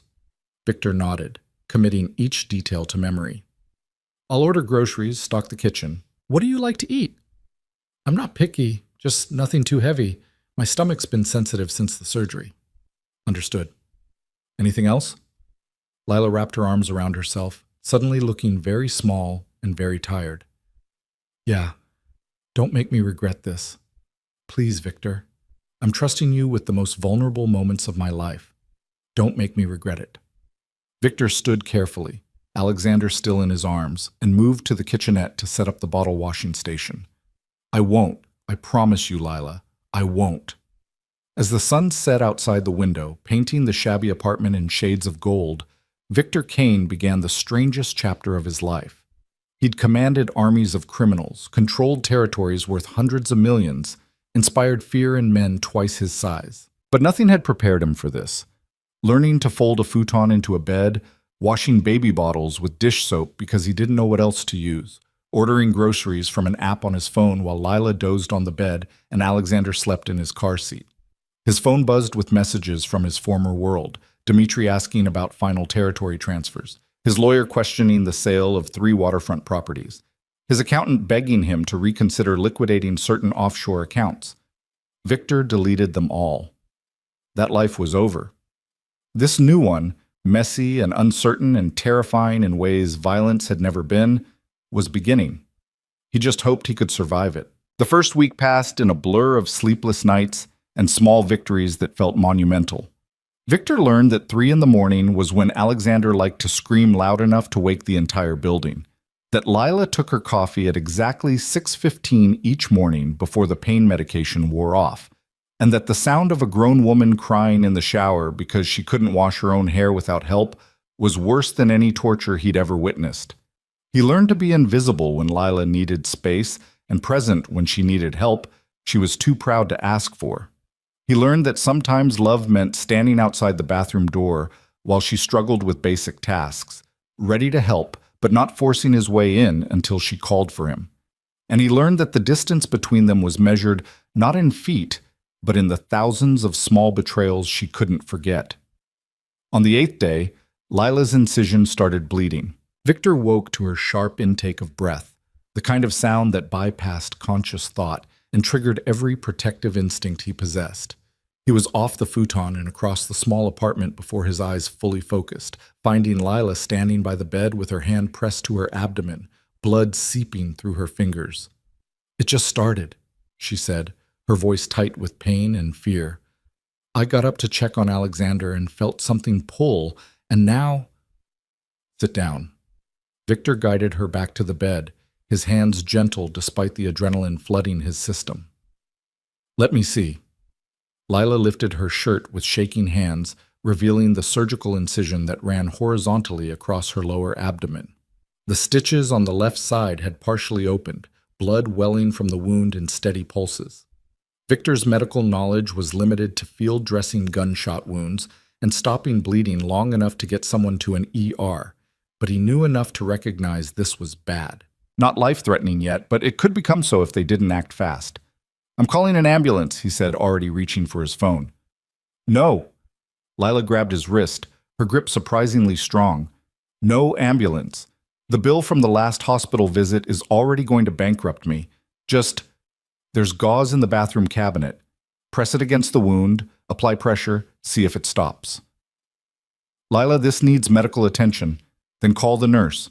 The one who's supposed to come twice a day. She can look at it, tell us if we need to go to the ER. Lila's eyes were bright with unshed tears. "Please, Victor, I can't afford another emergency room visit." Victor wanted to argue, wanted to throw her over his shoulder and carry her to the Range Rover and damn the consequences. But he saw the fear in her eyes, not just of the bleeding, but of the debt that would follow. This was her reality, the one he'd left her to navigate alone while he'd sat in his mansion drinking expensive scotch. "Fine. But if the nurse says you need an ER, we're going. No arguments." He retrieved the gauze and medical tape, his hands steady as he cleaned the wound and applied pressure. Lila hissed in pain, her fingers digging into the mattress, but she didn't cry out. Victor had seen hardened soldiers show less composure. The nurse arrived 20 minutes later, a competent woman in her 50s named Margaret, who took one look at the wound and frowned. "This needs to be resutured. The internal stitches are holding, but the external ones have failed. You'll need to go back to the hospital." "How much will that cost?" Lila asked, and Victor heard the defeat in her voice. Margaret glanced at Victor, then back to Lila. "With insurance, probably a few hundred for the ER visit. Without insurance, could be a couple thousand." "I don't have insurance anymore. Lost it when I left my last job." Victor's jaw clenched. She'd left her job because of the pregnancy, because morning sickness had made her shifts impossible, because he'd thrown her out and she'd had to rebuild her entire life. Another consequence of his paranoia. "I'll pay for it," Victor said. "No, Lila, this isn't negotiable. You need medical care. I'm paying for it. End of discussion." "I'm not your charity case. You're the mother of my child and you're bleeding because your body went through trauma saving our son. This isn't charity. This is the bare minimum of what I owe you." Margaret cleared her throat. "I hate to interrupt, but we need to make a decision soon. The longer we wait, the higher the risk of infection." Lila closed her eyes, and Victor watched her do the terrible math of poverty, weighing her pride against her health, her independence against her survival. It made him sick. "Fine," she whispered, "but I'm paying you back. Every cent. I don't care how long it takes." Victor wanted to argue, wanted to tell her she didn't owe him anything, that he owed her more than he could ever repay. But he knew pride was all she had left, so he nodded. Okay, we'll work out a payment plan. The lie came easily. He'd set up a trust fund in Alexander's name, make sure Lila never worried about money again, and let her think she was paying him back while the payments went into an account for their son's future. But that was a problem for later. They left Alexander with Margaret, who agreed to stay with the baby while they went to the hospital. Victor drove faster than was safe, one eye on the road and one on Lila, who sat pale and silent in the passenger seat with a towel pressed to her abdomen. "I'm sorry," she said suddenly. Victor glanced at her. "For what?" "For being difficult, for not just letting you help without making it a fight every time. I know you're trying, and I keep pushing you away." "You have every right to push me away. I broke your trust. That doesn't get fixed in a week." "Still, you've been good with Alexander, patient with me, and I haven't even said thank you." "I don't need thanks, Lila. I need you to be okay." She was quiet for a moment. "Why? Why do you need me to be okay?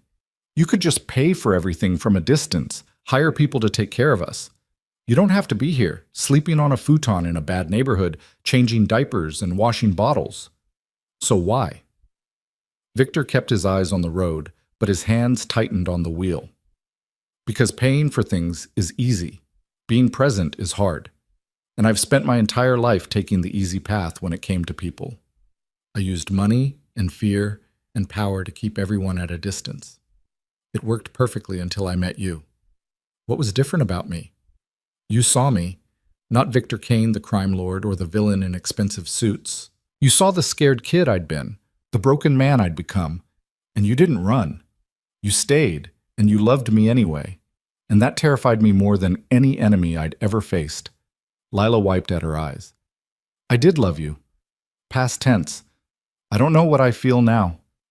"That's fair. I'll take past tense over nothing." The ER was less chaotic than it had been during the storm, but still busy with the usual parade of late-night emergencies. Victor got Lila checked in, his credit card ready before the receptionist could even ask about payment. They were taken back within 15 minutes, a speed that Victor suspected had more to do with the amount he donated to the hospital than any actual triage priority. Dr. Reeves appeared as they were getting settled in an exam room, his eyebrows rising when he saw them. "Mr. Kane, Miss Wynne, I thought we'd seen the last of you for at least a few weeks." "The stitches failed," Victor said. "Wound opened up, started bleeding. Your nurse said it needed to be resutured." Reeves examined the wound with gentle efficiency, his expression neutral. "The internal sutures are holding fine, which is what really matters. But yes, we'll need to close the external incision again. It's not uncommon with C-sections, especially when patients are more active than they should be." He looked pointedly at Lila. "Have you been following the activity restrictions?" Lila's cheeks flushed. "I had to pick up Alexander. He was crying, and Victor was in the shower, and I just lifted a 7-pound baby, which is exactly what I told you not to do for at least 2 weeks. Reeves's voice was kind but firm. "Ms. Wynne, I understand you want to care for your son, but you can't do that if you tear yourself open and end up with a serious infection. You need to let Mr. Kane handle the heavy lifting, literally. I hate being helpless." "You're not helpless. You're recovering from major surgery. There's a difference." Reeves made notes on his tablet. "I'm going to resuture this, write you a prescription for stronger antibiotics, and I want you on strict bed rest for the next week. That means no lifting, no reaching, no doing anything more strenuous than walking to the bathroom. Understood?" Lila nodded miserably, and Victor felt his heart crack at the defeat in her posture. The resuturing took 20 minutes, with Victor holding Lila's hand while she gritted her teeth against the pain. No anesthesia this time, just local numbing that didn't quite kill all sensation. Victor felt every tension in her grip, saw every wince she tried to hide, and added it to the growing list of pain he'd caused her. When it was done, Reeves gave them both a long look. "Mr. Kane, a word outside?" Victor followed the surgeon into the hallway, leaving Lila to rest on the exam table. Reeves crossed his arms, his expression serious. "I'm going to be frank with you. Miss Wynne's recovery is complicated by stress. Physical stress from trying to do too much, yes. but also emotional stress. And while I appreciate that you're trying to help, your presence in her life is also a source of that stress. Victor's jaw tightened. Are you telling me to leave? I'm telling you that healing requires more than just physical care. She needs peace, stability, and the emotional space to process what happened to her. If you can provide that, then stay. But if being around you is making things worse, you need to seriously consider whether your help is actually helping. The words hit like a punch to the gut, mainly because they might be true. Victor had been so focused on proving he could change, on being present and useful, that he hadn't stopped to consider whether his presence was hurting more than helping.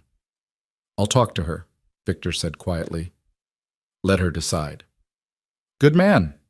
Reeves clapped him on the shoulder. For what it's worth, I think you're trying. I've seen a lot of men in my career who wouldn't even do that much, but trying isn't always enough. They drove back to the apartment in silence. Margaret reported that Alexander had been perfect, sleeping through most of their absence and only waking once for a bottle. Victor paid her double her usual rate and thanked her for staying late. When they were alone again, Victor helped Lila into bed, adjusting pillows and making sure she was comfortable. Alexander was asleep in his bassinet, the apartment quiet except for the usual nighttime sounds of the building. We need to talk, Victor said, sitting on the edge of the bed. Lila looked at him warily. That never leads anywhere good. Dr. Reeves thinks my being here might be making things worse for you, causing stress that's interfering with your recovery. He said that? Not in those exact words, but yes, and he might be right. I've been so focused on helping, on proving I can change, that I haven't really asked what you need, so I'm asking now. Do you want me to leave? Lila was quiet for a long moment, her fingers plucking at the blanket. I don't know. That's honest, at least. I hate that I need you, she said, her voice breaking. I hate that I can't take care of my own son without help. I hate that when I look at you, I see the man who destroyed me and the man who saved my life, and I can't reconcile those two people into something that makes sense. They're both me. The man who was so broken he hurt everyone who got close, and the man who's trying to be better. I can't erase the first one. I can only try to be the second one more often. But what if you can't? What if this is just temporary, and eventually you go back to being the Victor who throws people away when they become inconvenient? Victor looked at his hands, scarred and rough from a lifetime of violence. Then I'll prove you right, and you'll have been smart to protect yourself. But Lila, I've dismantled my empire, sold my territories, transferred my operations, walked away from 20 years of building power. I can't go back to that life even if I wanted to because it doesn't exist anymore. Her eyes widened. You really did it? Gave it all up? All of it. I kept some legitimate businesses, real estate, investments, things that won't get Alexander's father arrested. But the criminal enterprise? Gone. I made sure of it. Why would you do that? Because I looked at our son and realized I didn't want him visiting me in prison. Didn't want him growing up with a father who might not survive to see his 10th birthday. Didn't want him to inherit a legacy of violence and fear. Victor met her gaze. I want to be someone he can be proud of. Someone you can trust with him. Lila wiped at her eyes, fresh tears streaming down her face. I want to believe you. I want to believe people can change that much, that quickly. But I'm scared, Victor. I'm scared that if I let myself trust you again, you'll break me even worse than before. Then don't trust me yet. Let me earn it. Let me prove through actions, not words, that I'm different. And if I fail, if I prove I can't change, then you'll have been right to protect yourself. And in the meantime? In the meantime, I'll sleep on the futon, help with Alexander, and give you space to heal. No pressure, no expectations, just presence. Lila studied him for a long moment, something shifting in her expression. Okay, but Victor, if you hurt him, if you hurt our son the way you hurt me, I will destroy you. I don't care how powerful you were or how dangerous. I will find a way to destroy you. Victor believed her. Saw the steel beneath the exhaustion, the mother bear protecting her cub. It was beautiful and terrifying in equal measure. I won't hurt him. That's the one promise I know I can keep. The week of bed rest was harder than the week before. Lila chafed against the restrictions, hating that she couldn't hold Alexander without Victor's help, couldn't change his diapers or give him baths, or do any of the 1,000 small tasks that mothers were supposed to do. Victor became her hands, following her instructions with patience he'd never known he possessed. He learned the exact way she liked Alexander's bottles prepared, the specific angle at which to hold him during feedings, the songs she hummed when putting him to sleep. He learned that she cried when she thought he couldn't hear her, mourning the loss of the pregnancy experience she'd never get to have again. And he learned that sometimes the best thing he could do was simply be there, a steady presence in the chaos. On the 14th day after the surgery, they had their follow-up appointment with Dr. Reeves. The incision had healed properly this time, the stitches holding strong. Reeves cleared Lila for light activity and told her she could start picking up Alexander again, as long as she took it slow. The relief on Lila's face when she held their son for the first time without assistance was worth every sleepless night, every moment of uncertainty, every fear that he wasn't doing enough. That evening, after Alexander was asleep and Lila was resting in bed, Victor's phone rang. Dmitry Volkov's name appeared on the screen and Victor stepped into the hallway to take the call. "Kane, we have a problem." Victor's stomach dropped. "What kind of problem?" "The Kozlov family. They're not happy about you giving me the West Side territory. They claim it was promised to them in some deal you made 3 years ago, and now they're threatening war if I don't hand it over. Tell them the deal is void. I don't honor agreements from my previous life. That's not how this works, and you know it. The Kozlovs don't care that you've gone soft. They want what they think they're owed, and they're willing to burn down half the city to get it." Victor closed his eyes, feeling the weight of his old life pressing down on him. "What do you want me to do about it?" "Meet with them. Smooth things over. You're the only one they'll listen to." "I can't, Dmitry. I'm out. I told you that. And I'm telling you that your exit is creating a power vacuum that's about to get a lot of people killed, including me, if you care about that." Victor did care, despite everything.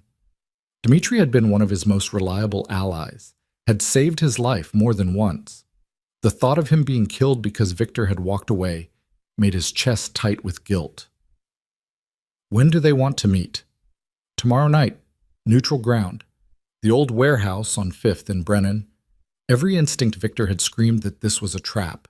That meeting with the Kozlovs was walking into a situation he might not walk out of. But leaving Dmitry to face them alone wasn't an option either. "I'll be there. But Dmitry, this is the last time. After this, I'm done. No more meetings, no more negotiations, no more favors. You need to make that clear to everyone." "Understood. And Kane, bring protection. The Kozlovs aren't known for playing fair." Victor ended the call and stood in the hallway, staring at his phone. He'd thought he was done with this world, thought he'd closed that door permanently. But the past wasn't content to stay buried. It wanted one more piece of him. He went back inside to find Lila sitting up in bed, her expression worried. "Everything okay?" Victor hesitated, weighing honesty against protection. But he'd promised no more lies, no more secrets. "There's a situation. Something from my old life that needs to be resolved. I have to meet with some people tomorrow night." Lila's face went pale. "What kind of meeting?" "The kind where I convince dangerous men not to start a war. It should be straightforward, but it might not be." Lila's voice was tight with fear.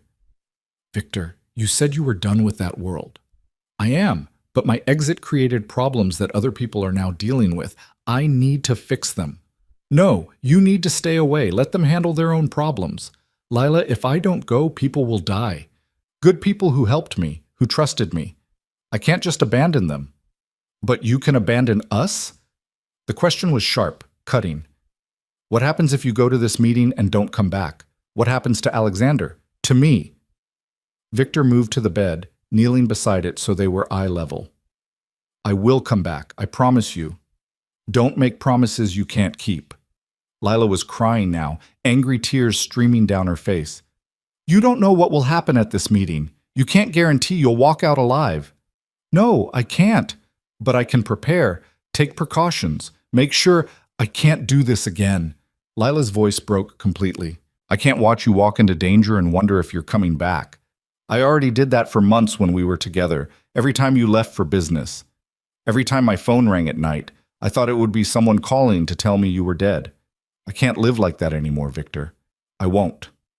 Victor felt the truth of her words like a physical blow. He'd been so focused on fixing his past mistakes that he hadn't considered he might be creating new ones. "What do you want me to do?" he asked quietly. "I want you to choose, right here, right now. Choose between that life and this one.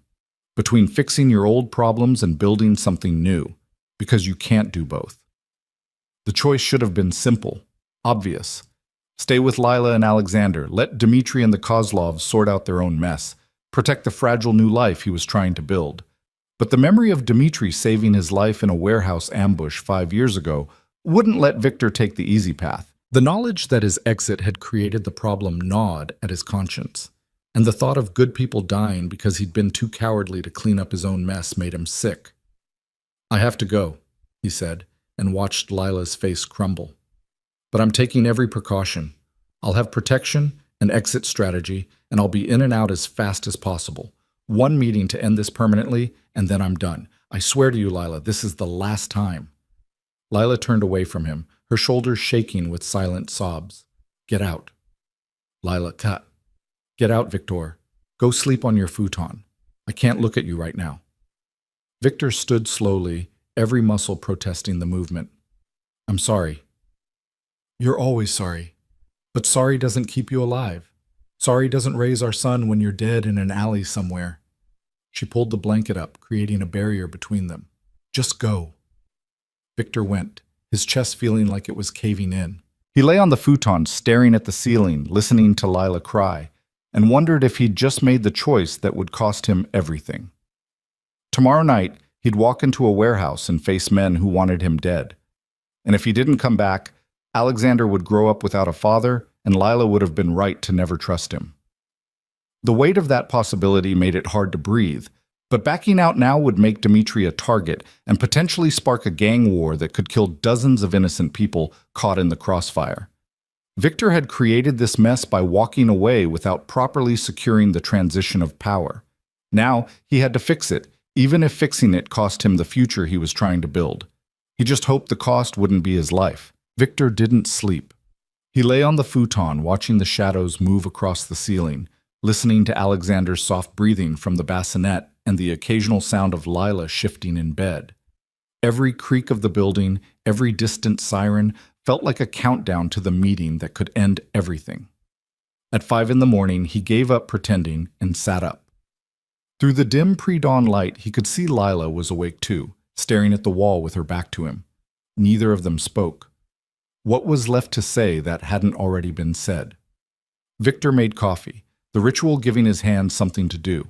He poured 2 cups, added cream and sugar to Lila's the way she liked it, and set it on the nightstand beside her bed. She didn't acknowledge it, but after a moment her hand reached out and pulled the cup closer. Small victories. Alexander woke at 6, hungry and vocal about it. Victor prepared a bottle and lifted the baby from the bassinet, settling into the chair by the window to feed him. The sunrise painted the shabby apartment in shades of gold and pink, transforming it into something almost beautiful. "Hey, little man," Victor whispered, watching Alexander's eyes drift closed as he fed. "Your dad is about to do something incredibly stupid. Your mother knows it's stupid. I know it's stupid. But sometimes you have to be stupid to protect the people you care about." Alexander made a small sound around the bottle, unimpressed by Victor's justifications. "You're right. That's a terrible excuse." Victor adjusted his hold, supporting the baby's head carefully. "The truth is, I made a mess walking away from my old life, and now I have to clean it up. One last time. Then I'm done, I promise. I'll be here for every bottle, every diaper, every moment of your life. I'll teach you to ride a bike and throw a baseball and all the normal father things I never thought I'd get to do." "You're making promises again." Lila's voice was rough from crying. "Promises you might not be able to keep." Victor looked over at her. She'd sat up in bed, her dark hair tangled around her shoulders, her eyes red and swollen. She looked exhausted and beautiful and so achingly vulnerable that Victor's chest hurt. "I know," he said simply, "but I have to believe I'll keep them. The alternative is too terrible to consider." Lila was quiet for a long moment, watching him feed Alexander. "What time is the meeting?" 8 tonight. Neutral ground. Witnesses present. It should be straightforward." "Should be? But might not be. Might not be, Victor agreed, which is why I've made arrangements. If something happens to me, there's a trust fund for Alexander, enough to make sure you never have to worry about money, that he can go to any college he wants, that you're both protected and provided for. I don't want your money, Victor. I want you to not go. I know, but I can't not go, so the money is the best I can offer. Lila climbed out of bed carefully, moving to sit on the futon beside his chair. She was close enough that Victor could smell her shampoo, see the freckles across her nose that he'd once kissed one by one. Tell me honestly, she said quietly. What are the chances you don't come back? Victor had never lied to her about his work, and he wasn't going to start now. 30%, maybe 40%. The Kozlovs are unpredictable, and even with protection, there are too many variables. Lila's breath hitched, but she didn't cry. Those are terrible odds. I've survived worse. That doesn't make me feel better. Victor finished feeding Alexander and lifted the baby to his shoulder for burping. The small weight against his chest felt like an anchor, grounding him to this moment, this life he was risking by going to the meeting. Lila, if I don't come back, don't! Please don't say it. I have to. If I don't come back, I need you to know that these last 2 weeks have been the best of my life. Not the empire I built, not the power I had, but learning to change a diaper and watching you heal and holding our son. That's what mattered. That's what I wish I'd realized 6 months ago. Lila was crying silently now, tears streaming down her face. You can't say things like that and then walk into danger. It's not fair. Nothing about this is fair, but it's necessary. Why? Why is it necessary? Let them fight their war. Let Dmitri handle his own problems. Why does it have to be you? Victor stood, pacing with Alexander against his shoulder. Because I created this situation. I walked away without securing a proper transition of power, and now the vacuum I left is about to get people killed. Good people who trusted me, who helped me, who don't deserve to die because I was too focused on my own redemption to think about the consequences. What about the consequences for us? For Alexander growing up without a father? For me raising him alone, always wondering if you could have made a different choice? The words hit like bullets, each one finding its mark. Victor stopped pacing, looking down at Alexander's sleeping face. His son, the tiny person who deserved a father who made good choices, who put his family first, who didn't walk into warehouses with a 40% chance of not walking back out. You're right, Victor said quietly. You're absolutely right. Going to this meeting is selfish. It's me trying to fix my old mistakes at the expense of my new responsibilities. It's choosing the past over the future.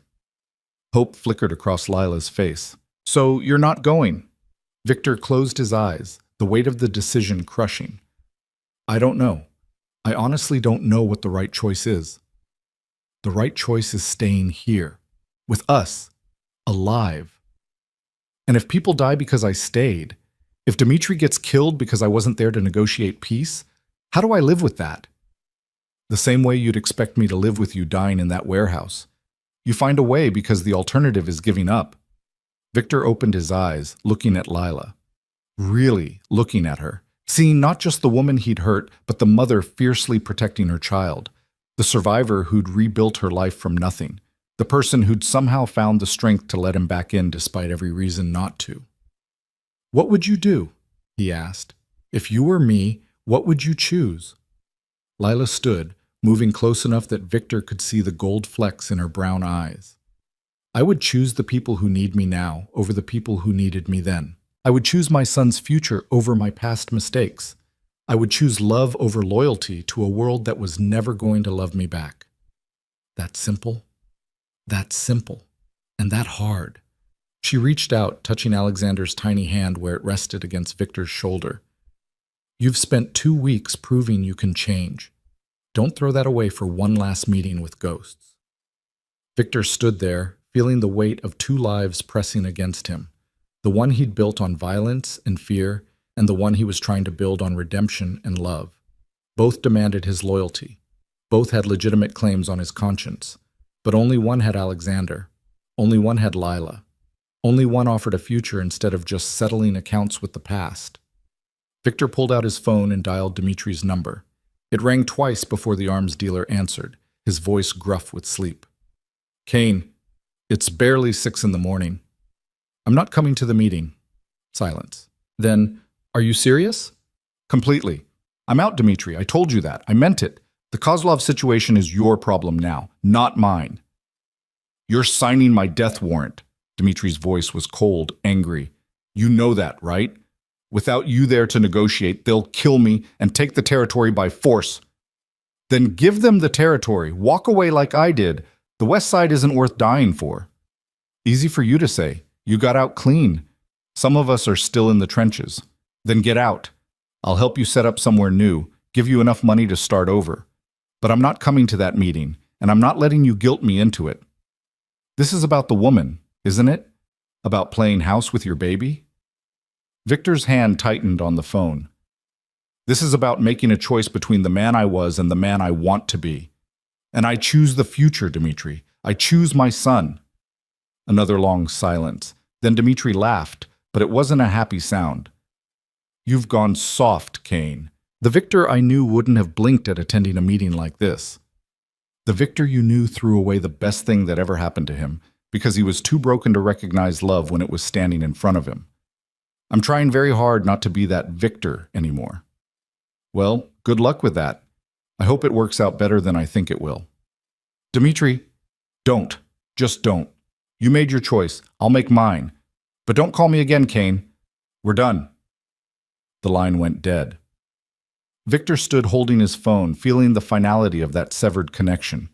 Dmitri had been one of his oldest allies, someone he'd trusted with his life more times than he could count. Walking away from that felt like amputating a limb, but keeping it would have cost him everything that mattered. He looked at Lila, who was watching him with wide eyes. I'm not going. Really? Her voice was barely a whisper. Really? You were right. The people who need me now matter more than the people who needed me then. I'm staying here. With you. With Alexander. Where I belong.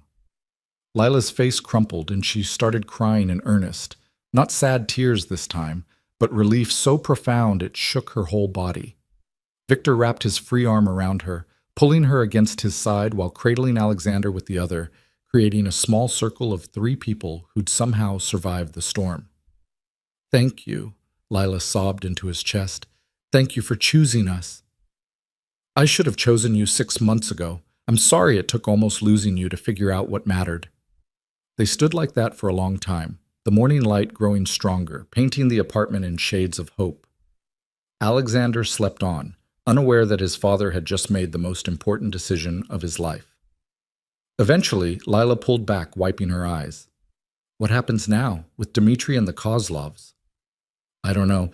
Maybe they find a way to work it out. Maybe they don't. But it's not my problem anymore. My problem is figuring out how to be a good father and earning back your trust. Those are better problems to have. Much better. Victor looked down at Alexander. I should put him back in the bassinet. Let him sleep somewhere more comfortable than my shoulder. Wait. Lila touched Victor's arm. Can I hold him? I haven't really held him since the incision opened. I've been too scared. Victor carefully transferred Alexander to Lila's arms, watching her cradle their son with infinite gentleness. The sight made his chest tight with emotions he didn't have names for. He's perfect, Lila whispered, kissing Alexander's forehead. Despite everything, despite all the chaos and pain and fear, we made something perfect. We did. And I'm going to make sure he grows up safe and loved and never doubting for a second that his father chose him.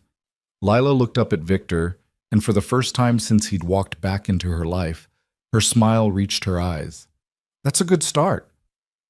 The day passed quietly, both of them hyper-aware that 8 o'clock was approaching but choosing not to acknowledge it.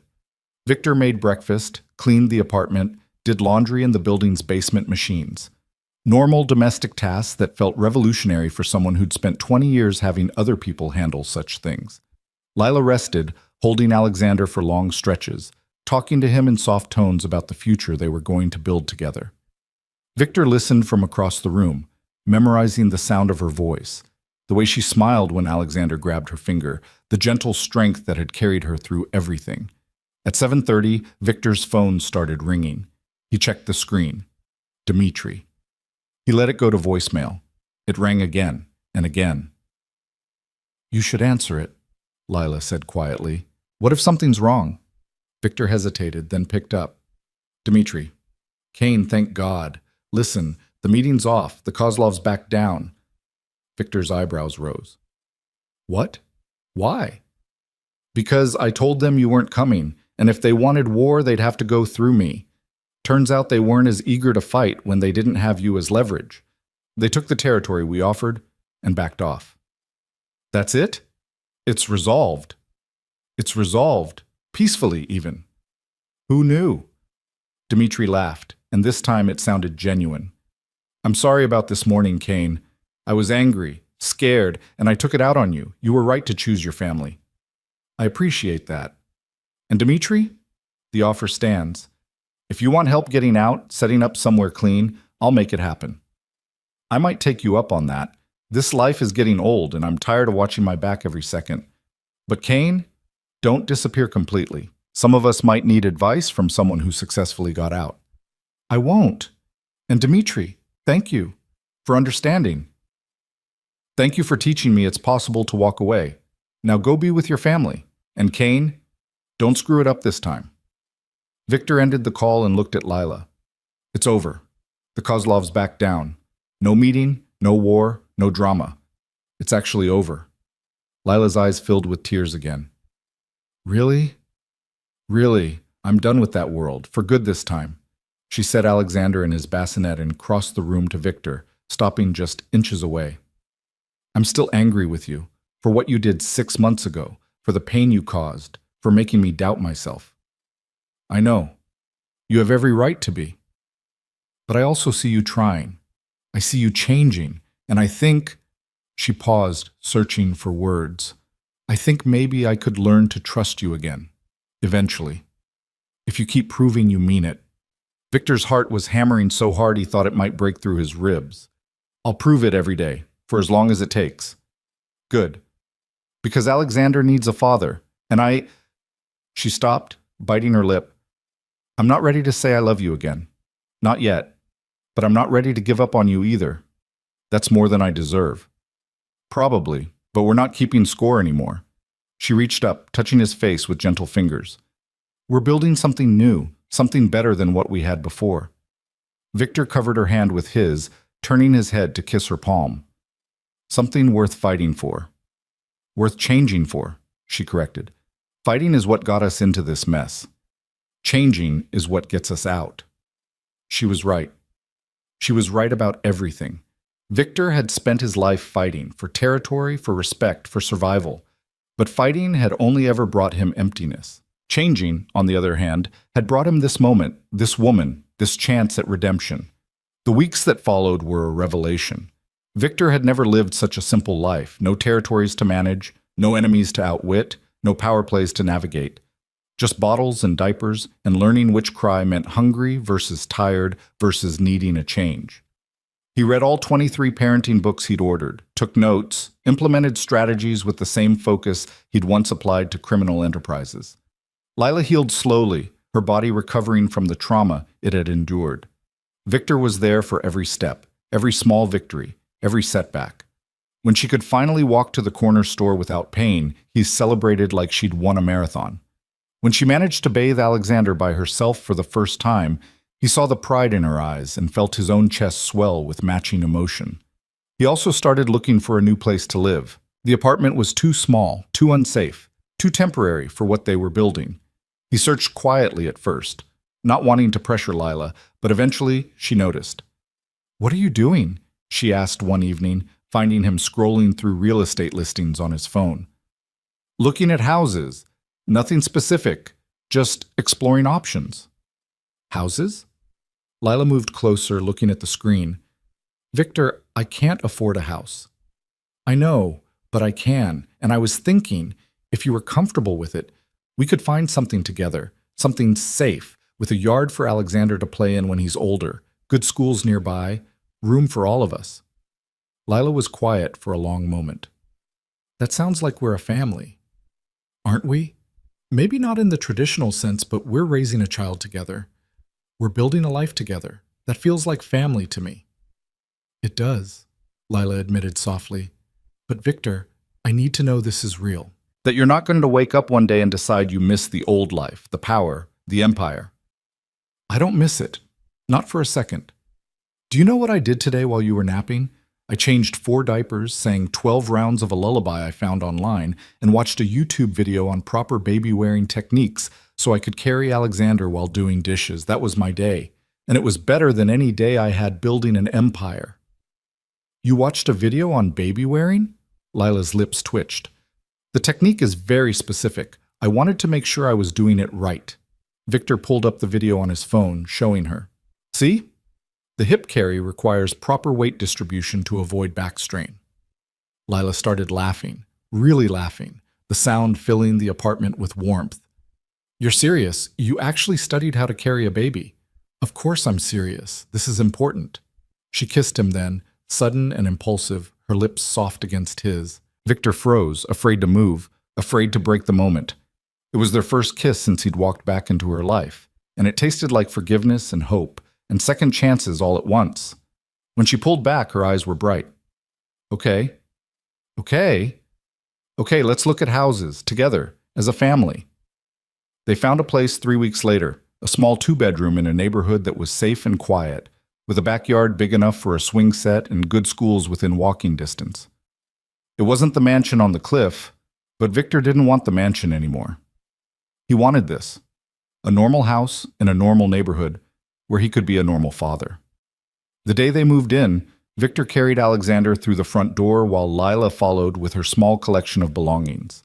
The house was mostly empty, furnished only with basics Victor had purchased, waiting for Lila to add her touches, her personality, her life to the walls. It's really ours?